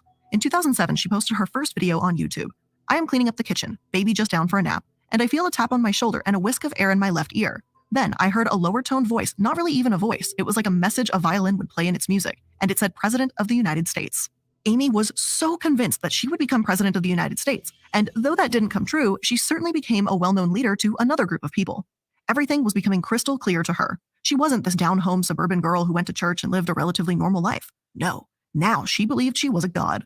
Her normal, everyday life was no longer sufficient. Usually that's how it gets started, you with these cult things, like you hear from other people that, oh, you're a god, or you're a god in another dimension. You should, start meditating and check out that astral traveling to see and to prove that you're a god. Like the mind can be talked into believing some crazy stuff, and then your life literally changes with it. And this is kind of like what happened to her. Like she was told by some people that she was a god, and now she starts to believe it. Your mind kind of makes you start to believe it and starts to tell you things that you start to hear things that aren't there. And it's just, this is exactly like typical what happens to these types of people. So she left it. It was time to start building a life and a following that fit her new beliefs. Amy leaned heavily into the world of New Age religions, taking beliefs from Scientology, numerology, and astrology, and just kind of mixing them all together. Though New Age religions can vary in their beliefs, there are a few things that they have in common. They predict that there is a heightened spiritual consciousness that will eventually end all forms of hunger, racism, poverty, and more. But for the social transformation to begin, leaving it up to a higher consciousness to take care of the human existence as basic needs is kind of ridiculous. I wish that would be really nice if they could, but if they could, they probably already would. Individuals must go through their own spiritual journeys and transform themselves. To Amy, this is exactly what she felt was happening. Her previous life with her family and children was merely what she called her 3D consciousness. She was trapped in a lower level of spirituality, just waiting to break free. And when she left, so like she rose to a like the whole Matrix thing, like she thought that she, living this life like our daily lives every day, going to work, all that stuff is like living in the Matrix. She just called it the 3D world. And she wants to get up into the 4D, 5D world. Of the fifth dimension, of higher divinity, consciousness, and freedom. She believed that this was her calling and her mission to the world. Spread this divinity to as many followers as she could. And so, that's exactly what she did. Amy became the leader of a new religion, one that she ran and controlled, and it was called Love Has Won. She was now Mother God and took use of the stunning growth of social media platforms to spread her beliefs far and wide and slowly amassed a following that fell on her every word. Her 20 loyal followers moved with her to Colorado to stay on a small ranch. They worshipped her. Though they developed beliefs in conspiracy theories like Sandy Hook, 9/11, and the Holocaust all being carefully planned and developed hoaxes, their true religion came from one thing: worshipping Amy. The group held the belief that she was over 19 billion years old. Oh, and that she has, quote, birthed all creation. She was a divine power that operated on a higher consciousness than literally anyone else, and following her would lead to their ascension into the fifth dimension, where they could join her in divinity. Her divine powers had led her to be reincarnated over 500 times, according to her, of course, and living the lives of some of the world's most famous figures. According to one of her members, she had always known of this divine power, despite her family's accounts that she had been a perfectly normal, quiet child who lacked in her leadership abilities. According to her followers, Amy had known she was special at just 4 years old. She talked to angels, and her family brought her from church to church trying to get advice. One story claims that at one point, the pastor said something that she knew was a lie since she was Jesus, and she yelled, "You're lying," and had to be removed from the church. Amy's family disagrees with the group that any part of that story is true, but hey, if it fits into the lore and mystery of a woman who was apparently everyone, I guess if it makes them happy. But not only was she evidently Jesus Christ, but she had also lived past lives as Cleopatra, Joan of Arc, and even Marilyn Monroe. She was now living in her current body, tasked with the responsibility of leading exactly 144,000 chosen ones to a new mystical dimension. And isn't the 144,000 number the same thing that like the Jehovah's Witnesses use? Like, I'm obviously not a religious person, but why 144,000? Why is it always that number? But I digress. Now, how exactly were they going to do this? Well, through the use of social media, of course. Every day, the group would post videos and live streams about the magic of their mother god. Members, or even Mother God herself, would appear on YouTube or Facebook in rainbow-colored makeup to spread the word about their miracles and the spiritual surgeries she could perform to heal anyone. They explained their many conspiracy theories and unfortunately wildly anti-Semitic ideologies, which included them saying something like the following. Hitler's intention was to serve the light. Jews wanted everyone else to do the work and they would take the money. The idea behind the concentration camps was to teach them to work. So I think we can generally believe that. So fucking disgusting. Like, can you believe this cult? Like, it's just like this absolutely disgusting cult who believes in these crazy, stupid things. Like, okay, Jews were sent to concentration camps to learn how to work. You're fucking lost it, bitch. This sentiment is pretty horrific and disgusting, especially coming from people that claim to be so-called spiritual leaders. Unfortunately, that didn't seem to dissuade too many people, because slowly but surely, the group amassed a massive count of online followers. And with followers, a divine being, and unlimited manners to reach new and unsuspecting people, something else often follows: money. While Love Has Won continued to make its mark on the online stratosphere, praising their mom, spreading conspiracy theories, and saying horrifically anti-Semitic things, they decided to start tapping into the true potential of the internet, making that sweet, sweet cash. After all, what is a deeply spiritual, self-pronounced divine being and healer without a good scam? But of course, they would never sell it like that. Members of the group were simply encouraged to give money to go towards their leader's divinity, towards her practice of healing. Members compared it to people donating to clergy in any mainstream religion. They're giving to a higher power and feel drawn to do so. So it's like any other church donation to give money for mom's flowers. After all, church donations do usually go to things like paying people that run it, updates on a building, or providing things like mission trips. So it doesn't seem too odd to people that a supposed divine power was asking for money, right? Well, it's debatable. You see, the donations weren't just given at random, they were mandatory. The The Love Has Won members would convince desperate people looking for healing, safety, and support that they would be welcomed into an alternate reality if they donated, and sending money was the only way to prove their dedication. Right. So that's the part that part is she kind of took from the Scientology people. So that's pretty much what they do. Like, the more money you put into Scientology, the more respect and appreciation you'll have in there, and the higher you'll rank up to a higher level in the Scientology. So if you ever watch like the what's her name, Remy or whatever her name is, she talks a lot about that, about Scientology. So that's something definitely that she took from Scientology. Was this seemingly magical money going? Well, one follower apparently used it for knitting and crafting supplies. Other times, it just went directly to mom for whatever she might need, which is never actually specified. Was it supplies so she could heal more people? Funds for others to help with their ascension to a higher level of spirituality? Who knows? What we do know is that the supposed divine mother would, quote, throw a fit if the money was not immediately turned over to her. So yeah, that sounds like an almighty powerful being to me. Sure. It wasn't just donations making the group money, though. It was their stores. And that's right. Live streams weren't just for spreading the word of their spiritual leader, but for promoting their wellness products that could be used to heal virtually any disease, even COVID. Their business, Gaia's Whole Healing Essentials, focused on providing alternative healing products to their believers. Oh my God, I don't know how I said victims. I meant believers. It's alternative healing products to their believers. They sold ascension guides that taught incredibly dangerous and frankly insane health advice.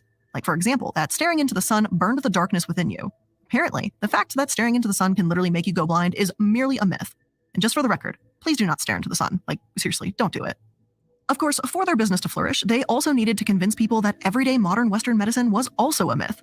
If doctors are telling you that you're having a heart attack, just ignore them. It's not your heart literally exploding in your damn chest, it's simply expanding. That feeling you're having is just you growing in love. Don't go to the doctors, they'll just make you even sicker. Only love can heal you. And some of that love, apparently, came in the form of the ultra-dangerous to ingest colloidal silver, which they sold on their website to cure any and all diseases. And in case you are wondering, ingesting colloidal silver can lead to a side effect called argyria, and that can apparently turn your skin kind of this weird bluish gray color. Oh, and in high doses, it can lead to seizures and organ damage. So there's that. Now, the FDA has actually been warning people since 1999 that colloidal silver was not a safe or even effective treatment for any type of medical condition. But did that stop Love Has Won from selling the hell out of it? Of course not. When coronavirus began sweeping the world in 2020, the cult began to sell the product as a one-stop shop for preventing the virus. On their website, lovehaswon.org, they wrote that colloidal silver is the key to protecting yourself from the coronavirus. It is recommended to take colloidal silver at least 3 times a day to keep your immune system functioning to its highest capacity. Also, if you begin to show symptoms of the virus, up your doses to 5 times a day. Well, as it turns out, the federal government I don't know if you guys ever remember. I think it was like what was it? An Oprah? Was it Oprah or Dr. Phil or something? It was one of those kind of shows. And some man went on there and his skin was all blue. He was like a blue man. And everybody was like, oh my God, there's a guy who's completely blue. It's from taking this shit, the colloidal silver stuff. He literally turns your skin blue and you become blue man. I'm like blue man group type shit. It's crazy. You're taking colloidal silver and it's turning your skin blue. I'm pretty sure it's not safe. Too kindly to a group selling products that they claimed cured COVID-19, despite there being literally no evidence of this. And once again, the fact that, at like the low end of reactions, it can turn your skin fucking blue. So they sent them what amounted to a cease and desist letter. Basically, they advised them to remove all the labeling and promotional materials from their website within 48 hours, or they would be subject to legal action from the FTC and forced to give the money back. Which, I mean, they should have done that in the first place, considering that, again, it turns your skin blue. I can't be entirely sure if the group ever actually changed its labeling, but I couldn't find a lawsuit from the FTC, despite the fact that they are, in fact, still selling the product like now. Maybe they changed their messaging away from COVID to something more general, or the FTC simply figured the group had bigger fish to fry when their leader was found mummified in their house. But I'm getting just a hair ahead of myself. Now, beyond their shady business practices and their troublesome beliefs, there was something else going on in the privacy of the Love Has Won household. While adoring fans saw online smiles, laughs, and a divine healer, those that actually lived with Mother God saw something else. An abusive, narcissistic woman who controlled their every movement and who was quickly fading away. When I think of divinity, I think of kindness, forgiveness, and empathy. But apparently, when the ironically named Love Has Won group actually thought they were experiencing divinity, they were met with something completely different: control and abuse. The first sign of the control littered within the group's teachings was Amy's insistence that everyone calls her mom. And sure, it seems small and simple, but this was just step 1. The control went far beyond what they could call her. It went to how they took care of themselves, of their mental, emotional, and physical well-being. According to past followers who had successfully left the group, Amy would only allow her most dedicated followers, the ones that lived with her, to sleep for 4 to 5 hours at a time. And as we know, sleep deprivation is detrimental to one's psyche. It makes you more submittable to suggestions, weakens your ability to make decisions, and, of course, severely impairs your mental and physical health. For most cult leaders, this is a well-known tactic in controlling their victims, and it wouldn't at all shock me if Amy was aware of this too. In fact, anybody that dared to complain about their lack of sleep was considered to just not be dedicated enough. Sleep deprivation was seen as a means of power, not a loss of something. One member, who goes by the name Aurora, said, "If anybody knows what it takes to create something extraordinary, it takes a lot of work and dedication. Ask Elon Musk how much he slept." Now, Elon Musk isn't likely the best comparison, but I digress. Beyond their inability to sleep, members were also controlled through what they ate, who they spoke to, and of course, monetary contributions. For those truly dedicated few who moved in with Mother God, the expectation was that they would cut off their families, friends, or anyone who would be a dark force to the group. And of course, there was also the money, because there's always money. There you go. Making them feel like they have to pay her money to be able to be involved, making them sleep as little as possible, making them sleep deprived so that they're easily manipulated. And also, what was the last one she said? I totally blanked out. Truly dedicated few who moved in with Mother God, the expectation was that they would cut off their families, friends, or anyone Yeah, who would there be you a go. dark. So completely isolate them from the rest of their family and their friends, so that way they feel like they are dependent on her and her only, and that she's the only person that cares about them. Which, yeah, it isolates the family and makes the family feel like there's nothing they can do, and they can't get the person out because they can't control that person, even though Miss Amy over here is controlling the shit out of them. So definitely culty. Forced to the group. And of course, there was also the money, because I'm there's gonna grab always some more money. coffee. Before even finding their way to live with Mother God, members would have to shell out thousands of dollars. Take the Witten family, for example. Diane Witten's husband, who the Independent chose not to name for safety reasons, decided one day to just pack up his life, leave his wife and 2 children back in Mississippi to join Mother God and her most devoted followers in Colorado. He had given nearly $20,000 to the cult, but when he showed up in Colorado, he quickly found himself cast out. He didn't have the right energy, they claimed. Only 3 days after he joined, he was found naked, alone in the mountains, and dehydrated. So apparently, if you don't have the right energy, which for some strange reason feels like you don't have enough money, they just kind of leave you naked in the damn mountains? Like, no one called his family? Still, his wife says that they considered themselves lucky that he got kicked out, and as you read deeper into what seems to have been an ongoing thing in that household, I can certainly understand why. Now, according to multiple past members, the divine being herself, Amy, was also an alcoholic who would become verbally abusive whenever she drank. Andrew Profassi, an ex-member, told Vice that Amy would, quote, fill a highball glass almost all the way with vodka and just spritz water on top. She probably drank 8 or 9 of those a night. She'd turn into somebody else. She would become angry. She would talk smack and just be very bitter about things, yelling and cursing. Don't worry though, says spokesperson Aurora. She just uses alcohol as a natural painkiller. It's just because she's organic. But if that organic lifestyle is making you berate your followers, pretty much taking colloidal silver, turning her skin blue, and then drinking herself to death, probably giving her cirrhosis of the liver or some kind of liver damage. So she's pretty much dying in front of them, killing herself slowly, while everybody's thinking that this is like the best thing and that, she's Mother God. She knows what she wants. which you claim to love, then maybe that's some cause for concern. I mean, there are literal videos of her screaming at them for bringing her the wrong dinner. Seriously, someone brought her meatballs instead of chicken parmigiana and she screamed at them. Listen to this. I didn't say meatballs. I love meatballs. But I didn't fucking say that. Chicken parmesan. I get fucked up every fucking moment by you fucking motherfucking whores. Then there's the video where she has a screaming child placed into a cupboard. And yep, you heard that right. A screaming child was put into a cupboard on video. So how did that raise a million? That's when I first found out about who this was and who Amy was a couple years back, was when she had a couple of kids living in the house. One of them was a toddler. And the baby was crying. I watched that video and they stuck him in the cupboard or in the closet for a really long time till the baby stopped crying, man. It was fucking horrible how she completely neglected her child. And that was her child too. And she completely neglected it so that way she can continue, being Mother God in this house and, not being a mom, which is what she is. She is a mother of this child, and this child got completely neglected and thrown in a closet. This is when I found out about her, and I was like, oh, hell no. This is some bullshit right here.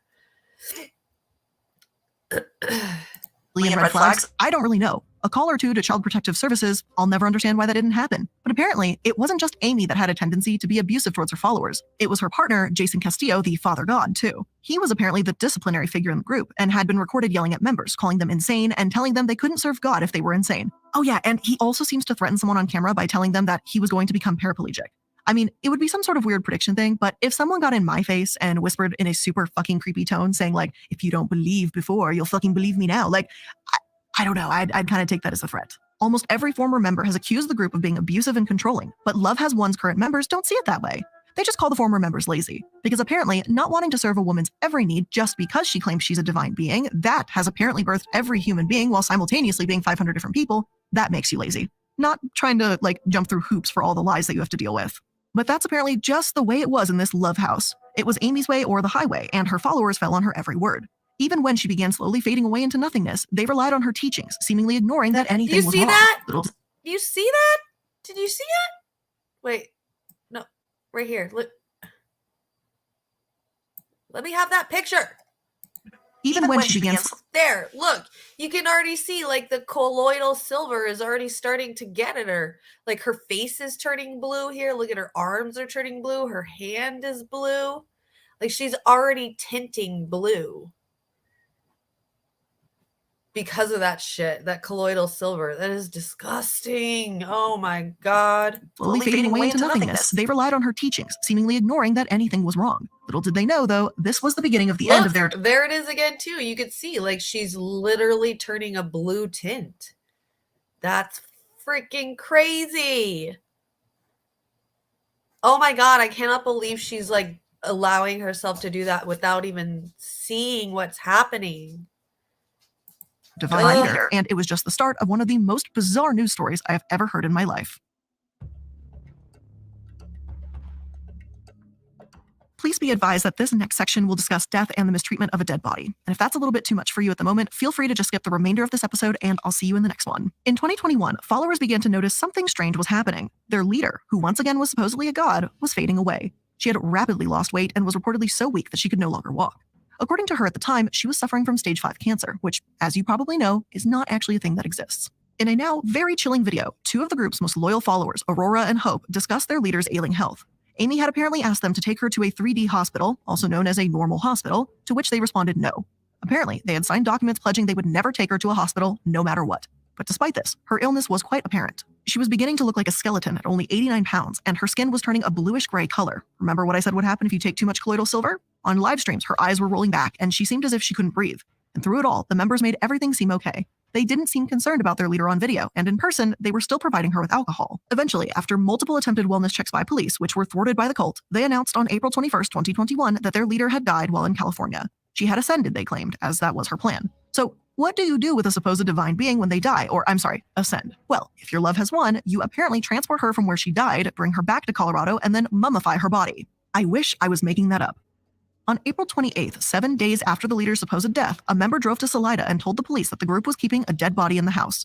According to the warrant, Mr. Lamboy arrived at the house after visiting Denver, Colorado. When he returned, he found Amy's body with her eyes, quote, glazed over or missing. It was obvious to him that she was dead. Panicked, he tried to get his son out of the house, but was stopped by the members, so he went to the police. And the police showed up to quite a bizarre scene. She was wrapped in a green sleeping bag and enshrined in Christmas lights. Her eyes were adorned with her signature glittery bright eyeshadow, and on top of her head was a crown. The police immediately arrested 7 members of the group, including Amy's partner, Jason Castillo, for abusing a corpse and child abuse. Because, you know, you can't leave children in a house with a fucking mummified body and 2 kids, which were aged 13 and 2.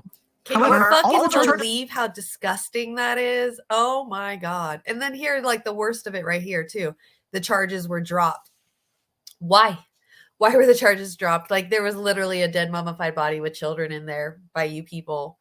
Like, is it because of insanity? I have no idea. Charges were eventually dropped, and I have no idea why.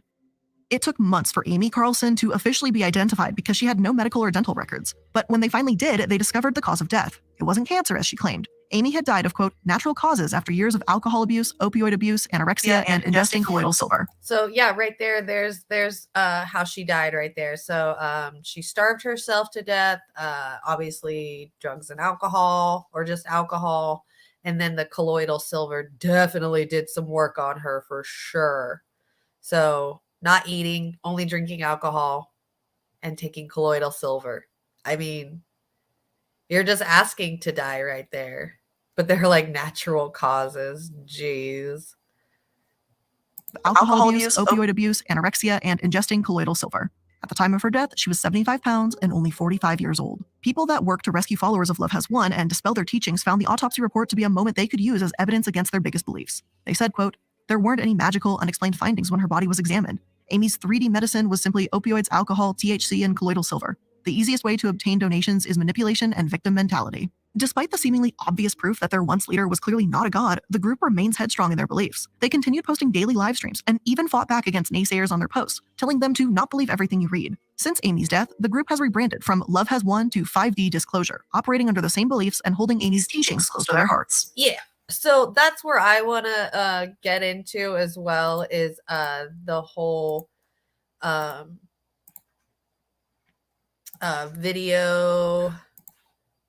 videos of like what they're doing now. Like, so here's where they are now. They haven't done anything in like almost a year, but they still have a YouTube channel, which is wild. I mean, they have, 9,000 subscribers. They've changed their name to 5D Disclosure Channel. I mean, they were still making videos. Definitely looks like they've updated the videos and is doing more like, higher self-embodiment, morning ascensions, back to basics, earthly daily ascension. So like maybe like a daily reading of some kind. Definitely though, still doing some stuff. What is going on the planet? You can also access our daily live streams here, and you can subscribe. Look, they're still got like mother right there and shit. Those updates. And then you're going to come down to the free resources. And this is where you want to be into a divine being, and you can start anchoring in your higher self. And the inner child healing guides will give you your energetics, where you're at. There they are selling some shit. Like, okay, so the whole kit and caboodle session is $400, $444.44. Got to do, the fours. Then a Unity Consciousness family session is $66.66 for 1 hour. You gotta love the pricing on there with the money and like the double money shit. Oh man, that's crazy. Etheric surgery with Mother God add-on, but isn't Mother God dead? $22.22 for 15 minutes. Etheric surgery upgrade, $44. 44 cents. It's just crazy to see, like, yeah, absolutely. Like, they're still doing some shit. I mean, it's absolutely wild to me to see the whole fact that they still kept it going, that they're still trying to make money off of it. Yeah, it's crazy. And then there was also, I don't know if it is a news inside edition, so we'll see if I'm even allowed to put this on here. Authorities have released body cam video of their discovery of the mummified remains of an... See, I don't want to show that part in here.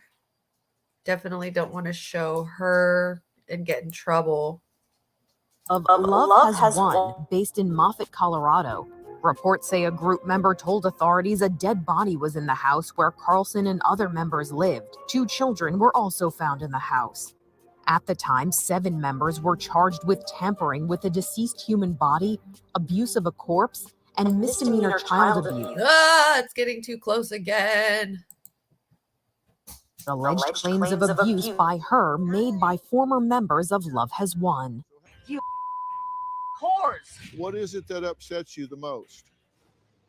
Where the upset comes from me is when, as I serve love every day, and I am in love and action every moment. That is my role. I've been like that since I was born. Serving love. The coroner still hasn't been able to determine Carlson's cause of death and has reportedly ordered... They're going to get me. I don't want it to show. They're going to get me in trouble. Jesus. So, yeah, that's the story of Amy something. I'm so horrible with last names. Amy Carlson and the cult, which is now the 5D full disclosure. They're like not even what they originally were anymore, which is so funny. There's like a lot of text in that comment.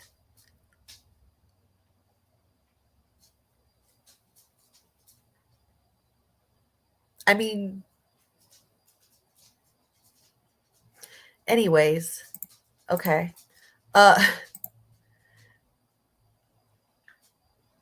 So the state of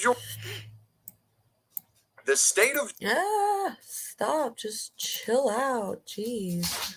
All right, so another thing that I found last night that I thought was really interesting, since we are on the last hour of the show, so this is kind of like my fun time, no more talking about politics and all of that stuff that was earlier. Oh, lady, you gonna come up here and hang out with me? All right. Get it, girl. Come and hang out. That's cool. So last night while I was going through things, trying to find some cool, like Halloween-y, scary, fun, cool things to watch for the last hour, I found this really cool one. This video that just came out a couple of weeks ago, which I had no idea about. So, of course, we're gonna bring it on back down to Adult Swim again, because I am obsessed with it. And recently, I've been rewatching Rick and Morty, and so this was really cool to see and learn about, which I had no clue. And I definitely know the episode, or not the episode, but like the clip and the meme and the whole thing about it. So this is the Rick and Morty Killer, the bizarre case of Denver Fenton Allen. So this is a really cool, interesting story. We're definitely we'll watch about it, but I wanted to read a little bit. So in 2016, Rick and Morty creators would release a short animation to the internet.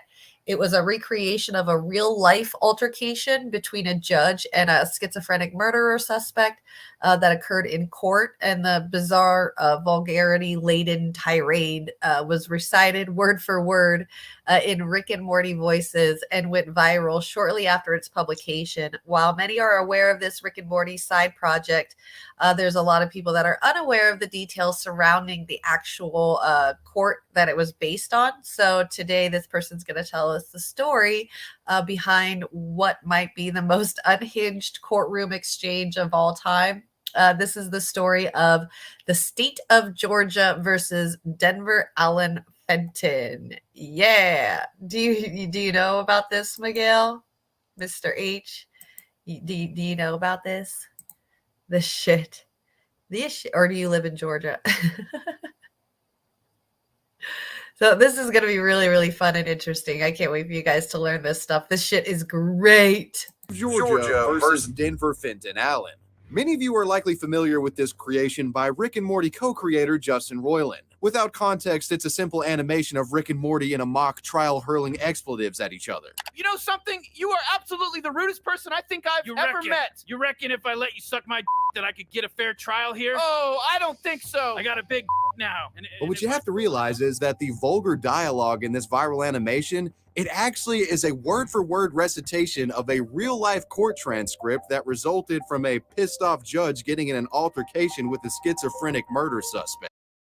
So that's the actual court case of the cartoon that they made with Rick versus Morty in there. It's really funny to hear Rick and Morty doing it back and forth, but like to actually know that this guy fucking went off on a judge, like holy shit, that's crazy. And when you come to that realization, that's when a rabbit hole opens up. Who exactly was Denver Fenton Allen? And what were the crimes committed by this clearly deranged man that led to the now infamous courtroom altercation? I will murder you, your whole family, your kids. I am not supposed to be in jail. I was framed. That motherfucker asked me to eat his ass for a bag of coffee. In what might be one of the most bizarre exchanges in the American justice system's history, this is the story of Denver Fenton Allen, the Rick and Morty Killer. Like when we watch the cartoon of that and you hear Rick say that kind of stuff, you're like, that's absolutely just some random ass bullshit that Rick would say, not realizing that some real ass motherfucker came up with these words and this shit, like for a bag of coffee. This shit is wild. I'm telling you, this gets so good.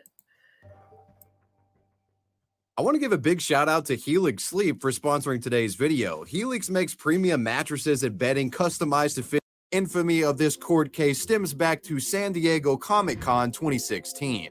At a panel, Rick and Morty co-creator and voice actor Justin Roiland would introduce the audience to the previously niche yet remarkable case of the state of Georgia versus Denver Fenton Allen. Roiland had discovered this bizarre case in its transcripts online. Reading the transcripts word for word in Rick and Morty voices, this was the result. Can we get a court order to get my dick sucked, sir? You're so cute. I know all the inmates just love you to death. Oh, yeah. Oh, I bet. All the white butt boys love me to death. Okay, well, I'll bet they do. I'll kill your whole family. When I get in this trial, I'll murder your whole family. I'll cut your children up into pieces. I'll knock their brains out with a fucking hammer and feed them to you. Okay. I'm subpoenaing y'all's ass in the courtroom. Needless to say, the audience loved this and found it comedic gold. The animatic was officially released a month later on August 4th to Adult Swim's YouTube channel and almost immediately went viral, amassing over 10 million views and generating discussion across the internet. It would become legendary online, and as public awareness of the state of Georgia versus Denver Fenton Allen grew, people began wondering, what exactly did Denver Fenton Allen do? What crime did he commit? And what were the circumstances that led up to the altercation with the judge? This is Georgia man Denver Fenton Allen. Allen has a long... Doesn't he look like a Florida man? Oh, this shit is great. I can't. So this is going to be his story. He's pretty much a pretty bad dude. I mean, definitely deserves to be going to jail. Just the things he says, man, the way he loses it on the judge is fucking great.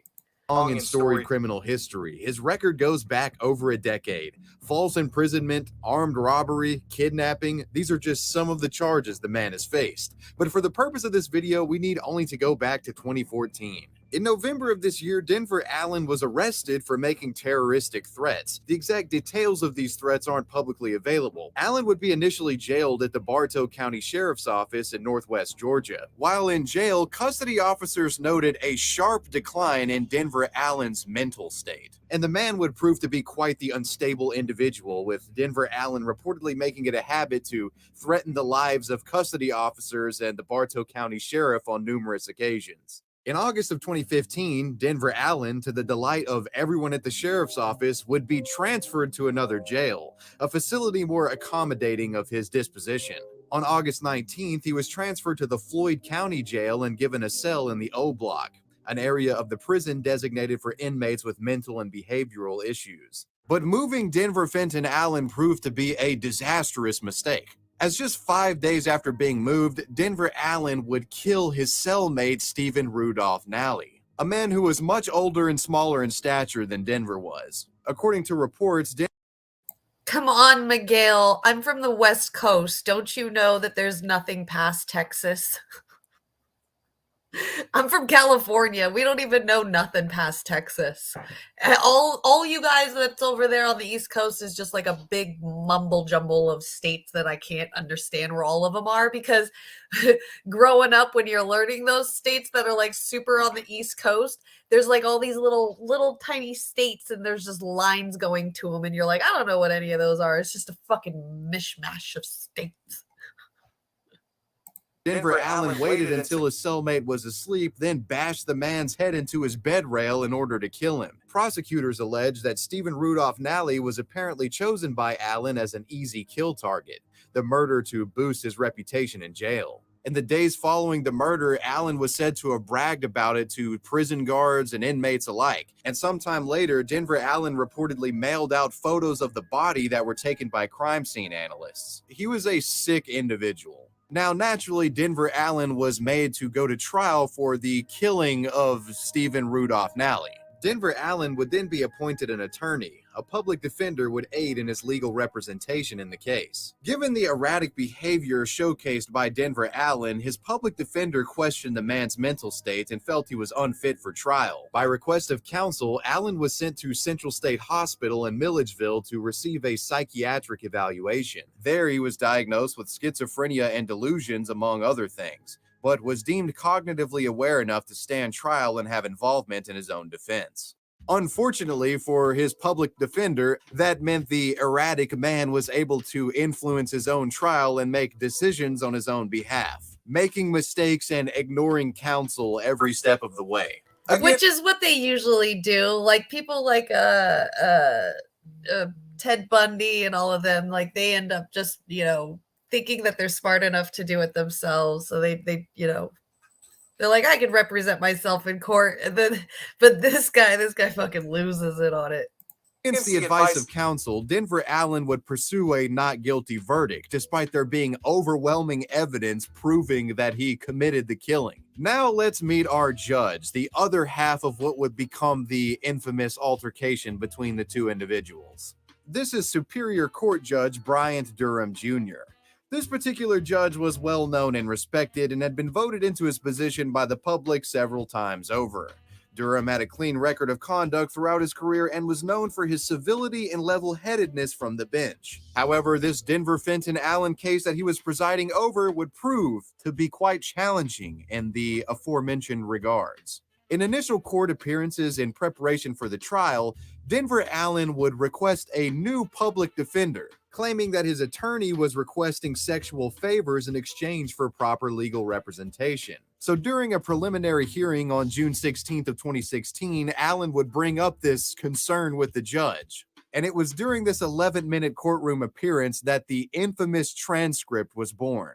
Allen begins by explaining to the judge a theory that he has. This theory is that his attorney, that he's accusing of being a sexual harasser, also conspired with the doctors at Central Hospital to get a schizophrenia diagnosis landed on him. This lawyer has made sexual advances on me.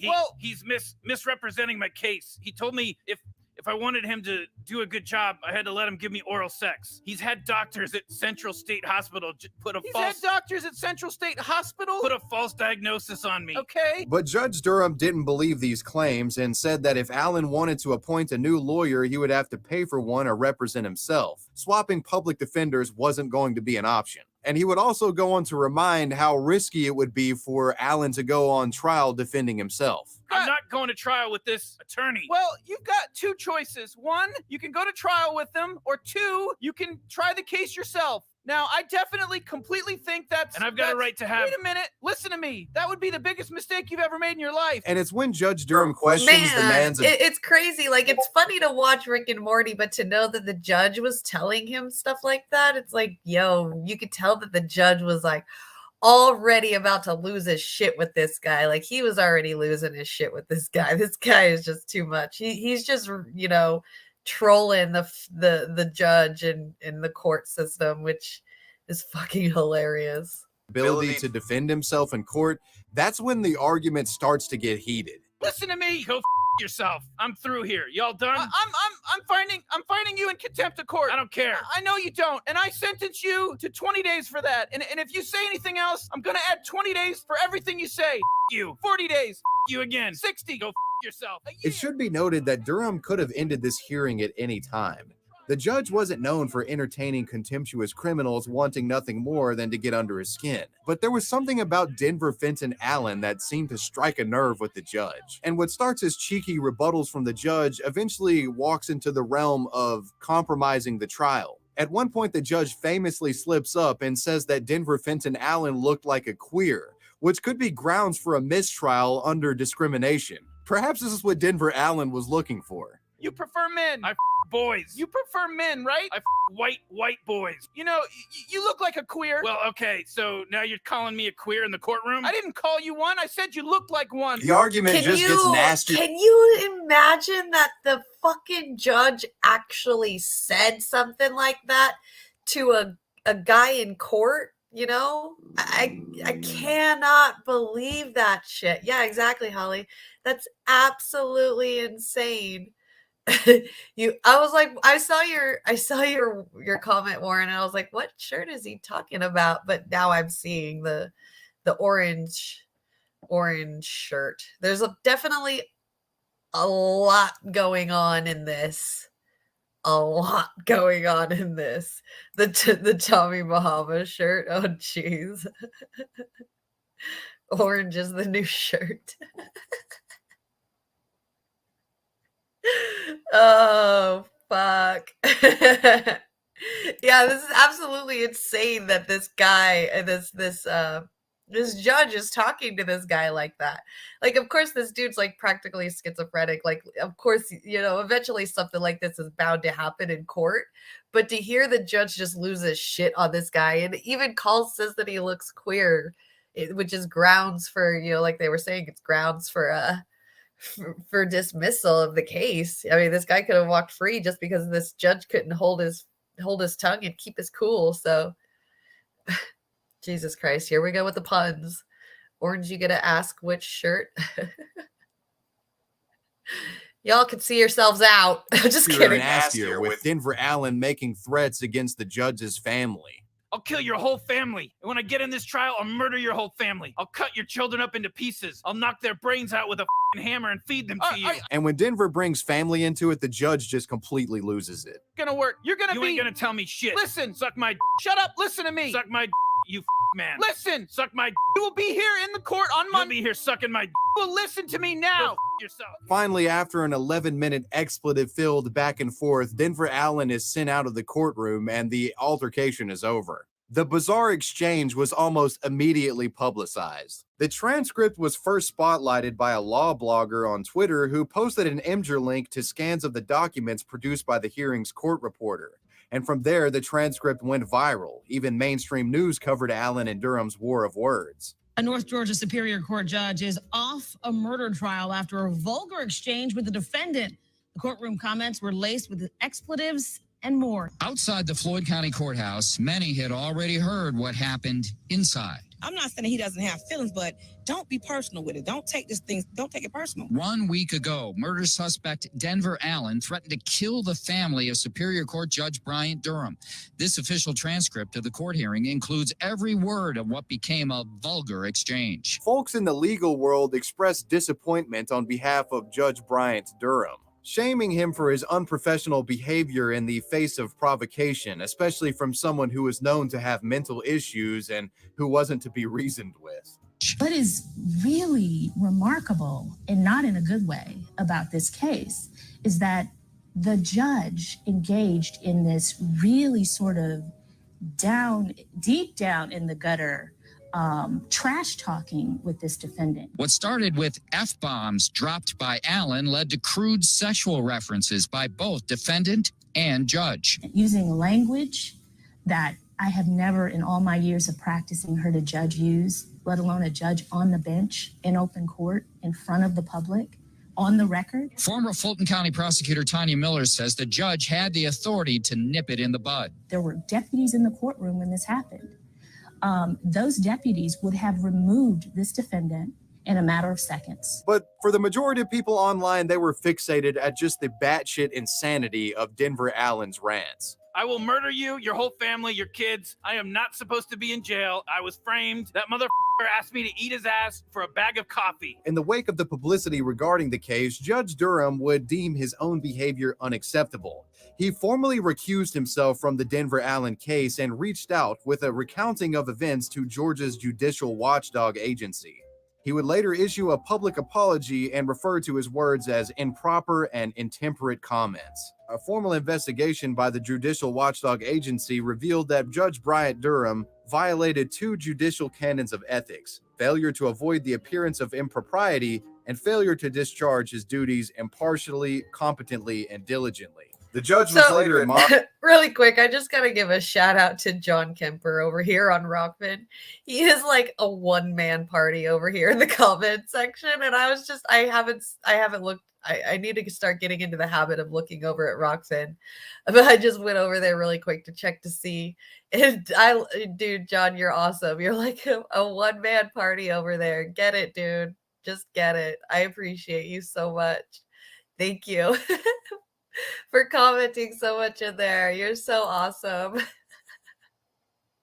Yeah, absolutely, Holly. The new judge did the right thing. The last judge definitely lost his cool, but this is they took care of the situation. The guy still acts the same, but they took care of it a lot better. But it ended up making for some really good content for Rick and Morty. So I'm like I said, I'm going through all the Rick and Mortys right now. So I think I'm still on season 1. I'm starting from the beginning. So I'll eventually find it and see it. It reminded me of that. I've seen that before. And so watching this last night, this was so cool to learn the story behind it. Punished for his actions and agreed to undergo sensitivity training to better prepare himself for quarrelsome defendants. And what would happen to Denver Fenton Allen? A new judge would be assigned to his trial. Honorable Judge Billy Sparks was set to preside over the case after Durham had stepped away. Unsurprisingly, in this trial, Denver Allen would yet again attempt to provoke, on many occasions threatening to kill Judge Billy Sparks' entire family. I'll kill your whole family. But this judge didn't take the bait and would simply dismiss Allen from the courtroom when he tried provocating. Allen's schizo rants weren't going to get him out of this one. In terms of his defense, Denver Allen would eventually admit that he did indeed kill his cellmate, but said that he did it in self-defense as his cellmate was allegedly sexually assaulting him and he was being mistreated in the prison system. But due to Allen not knowing legal protocol and ignoring counsel at every turn, he improperly executed this motion. And because of this, the judge refused to allow him to change his plea, striking down the motion. Upon his self-defense motion being struck, Denver Allen would have an outburst in court, threatening to kill several people present in the courtroom as well as the district attorney. This would prove to be a recurring scene during the time of this trial, with Denver Allen going on a vulgar rant threatening to kill people every time he didn't get something that he wanted. On the day of the trial's conclusion in December of 2017, the jury took just 1 hour to deliberate his verdict. Denver Fenton Allen was sentenced to serve life in prison without any chance of parole. Upon the jury leaving the courtroom, Denver Allen called everyone present trash and claimed that one of the jury members was a pedophile. If there's anything to be learned in this case, when that guy goes, he goes hard. Like, he just double downs on his shit. He's all, fuck all of you, jury. I'm getting all of you motherfuckers too. He's fucking crazy. He is absolutely insane. This guy is wilding out. Yeah, exactly, Holly. A lawyer who defends himself has a fool for a client. It always ends up that way. It's been very rare that I've ever heard any stories about a person representing themselves in court and actually winning. It's mostly like in movies, like that one guy who was like, got his what is the movie called where the guy got his family killed by those guys at the beginning, and so like he spends like years following the guy and like preparing for him, and then they release him, so he like kills him, and then they catch him, but then like he still starts killing off all like the police officers and like everybody that was a part of the court case that allowed the guy to go free, the guy that killed his family to go free. I can't remember the movie, but like that guy represented himself in a movie, but that was in a movie, so it doesn't fucking work that way. So, all right, Warren, have a good day. Talk to you later. Bye. Serial Mom was another one. Okay. Yeah, it's very rare that people represent themselves and actually like win court cases and stuff. It's a lot. It's a lot of work to do court stuff. case, it's don't engage in a trash talk battle with a schizophrenic murderer. You're gonna lose every time, man, seriously. Had Judge Durham simply dismissed Allen from the courtroom the moment the trouble arose, he would have saved himself from the lowest moment in his career. But of course, if history were different and Judge Durham actually minded his temper during this altercation, we wouldn't have gotten the legendary exchange that would become the Denver Fenton Allen transcripts. I boys. Oh, I'm sorry. You prefer men. I boys. You prefer men, right? I white boys. You know, you look like a queer. This man was a Yeah, John over at Rockfin. Yeah, he's Denver is wild with an E. Denver wild. true wordsmith of vulgarities, an individual capable of crafting some of the most disturbing and offensive insults the courtroom has ever seen. One can only imagine the derogatory slur-filled exchanges Denver Allen will have with inmates as he spends the rest of his life behind bars. And that, my friends, was the story behind the state of Georgia versus Denver Fenton Allen, the Rick and Morty Killer.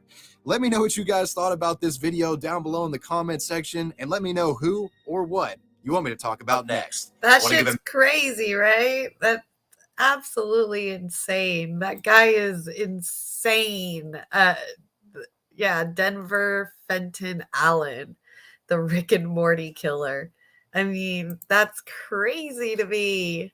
I can't believe like that's actually a real story. Like when you watched it on the Rick and Morty thing, you're like, that is just so Rick and Morty, you know, that's definitely something that would happen between the two of them. It's definitely the creators did a really, really, really good job with that whole situation and making it believable and stuff. Cause it's definitely believable that that could be Rick and Morty. And then finding out it's a real court case and that like this judge really lost it on this guy like that instead of just it being Morty losing it on Rick.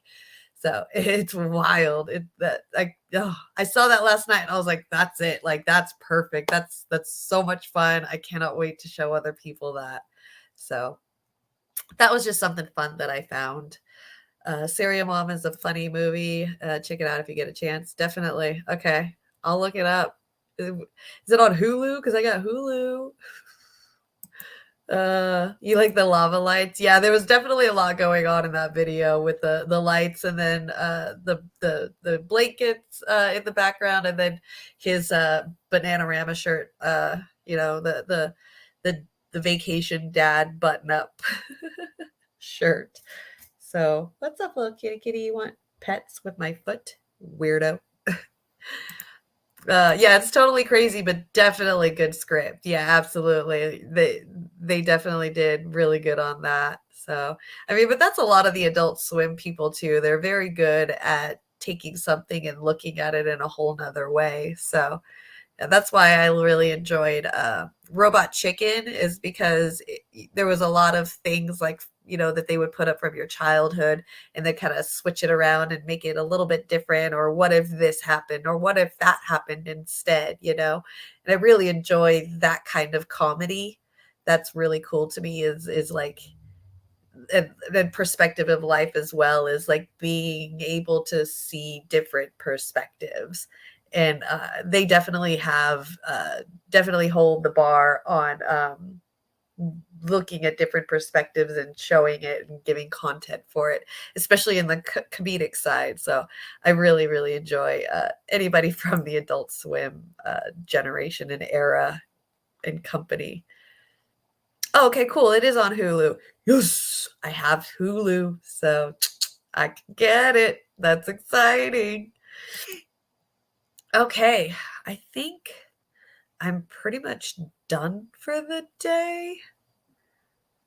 That way I can have some extra time to myself. So I could sit around and do nothing after I clip up all this stuff. But my kid just got home. And I guess today was a minimum day. I had no idea. So I should be getting off so I can feed her. Make sure she's good to go. I don't know. She usually just goes down in her little hole over here. And then I don't see her until she's ready to eat. So what? She just said tee-hee. She's so cute. I love her. Okay. So Let me see. Keep an eye out for the clips today. I will be releasing them here on our YouTube channel and also on our Rockfin channel. I'm going to be releasing them in clips. Ugh, I got to do that Rockfin first, man. The Rockfin teehee fucking teenagers. They're so cute. I love it. But on the Rockfin, it like takes so much longer to upload videos on there. So I'm gonna start with the Rockfin. If you want to like be patient and wait, you can get the YouTube video clips today. They'll be released throughout the day, like with like an hour or two break in between. But because Rockfin doesn't do scheduling, I guess, with the uploading of videos, which really sucks, you could pretty much see probably all the videos, all the clips are going to be up on Rockfin by probably 5 p.m. Pacific, 8 p.m. Eastern. So it depends on how you want to see the clips. If you want to have them all at once throughout or today, then go check it out on Rockfin. If you want to just kind of separate and see them throughout the day when they release on YouTube, you're more than welcome. We're going to be sharing the ones through YouTube for that part because I want to figure out how to work Rockfin a little bit more before I start. I want to see if there's a scheduling process like YouTube because it's very similar to YouTube. It's just I didn't find a scheduling thing. So definitely check those out. And then today, see, because I think I missed it last week because I thought it was going to be on a Thursday. And so I promised myself that I would not miss it today. Okay, so right after all the videos come out on Rockfin, I will remember not to release a video at 5 p.m. Pacific, 8 p.m. Eastern. Joe Firestone is going to be on here tonight with his show. It was Cup of Joe. I think we're getting ready to switch it up and change it and do some updating with it. Maybe get rid of a lot of the doubled up and tripled up American flags all over the place. Jeez, I have my dog and my cat on my lap. So keep an eye out for Cup of Joe today. I know Twitch is going to absolutely love him up on there. That was so much fun last week. So hopefully we can have a repeat of that. That was really cool. So keep your eye out for that. I definitely need to help him out with the Rockfin today, so I need to remember that. Other than that, keep your eye out for tomorrow's show. I will be back tomorrow morning, 10 a.m. Pacific, 1 p.m. Eastern. And let's see what's happening if I've got anything going. I always forget to check Twitch. Let's see. Manage stream. I always forget. Okay. So I know it's only me, but I definitely want to raid somebody who's on right now. We'll just go and raid Nikki since she's on. And then it's got to do like a 10-minute countdown. Party of one over here for Nikki. Hold on. Let me make sure I've got her open. Turn the volume down. There we go. Okay. Gonna go raid me some Nikki, even though it's just me over there watching. So fun. Okay. Gotta love this girl. Thank you. I didn't know you were streaming. I'm all done, girl. Thank you for rating me. You're welcome. How are you? I hope you're good.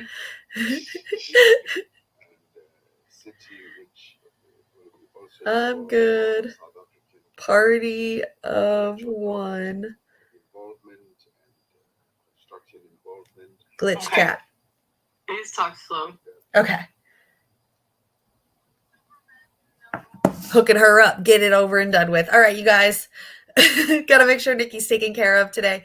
I will talk to you all in the morning again. If you guys have any kind of content you want me to see or talk about, don't be afraid to send it over my way. I absolutely love all the stuff that I'm getting.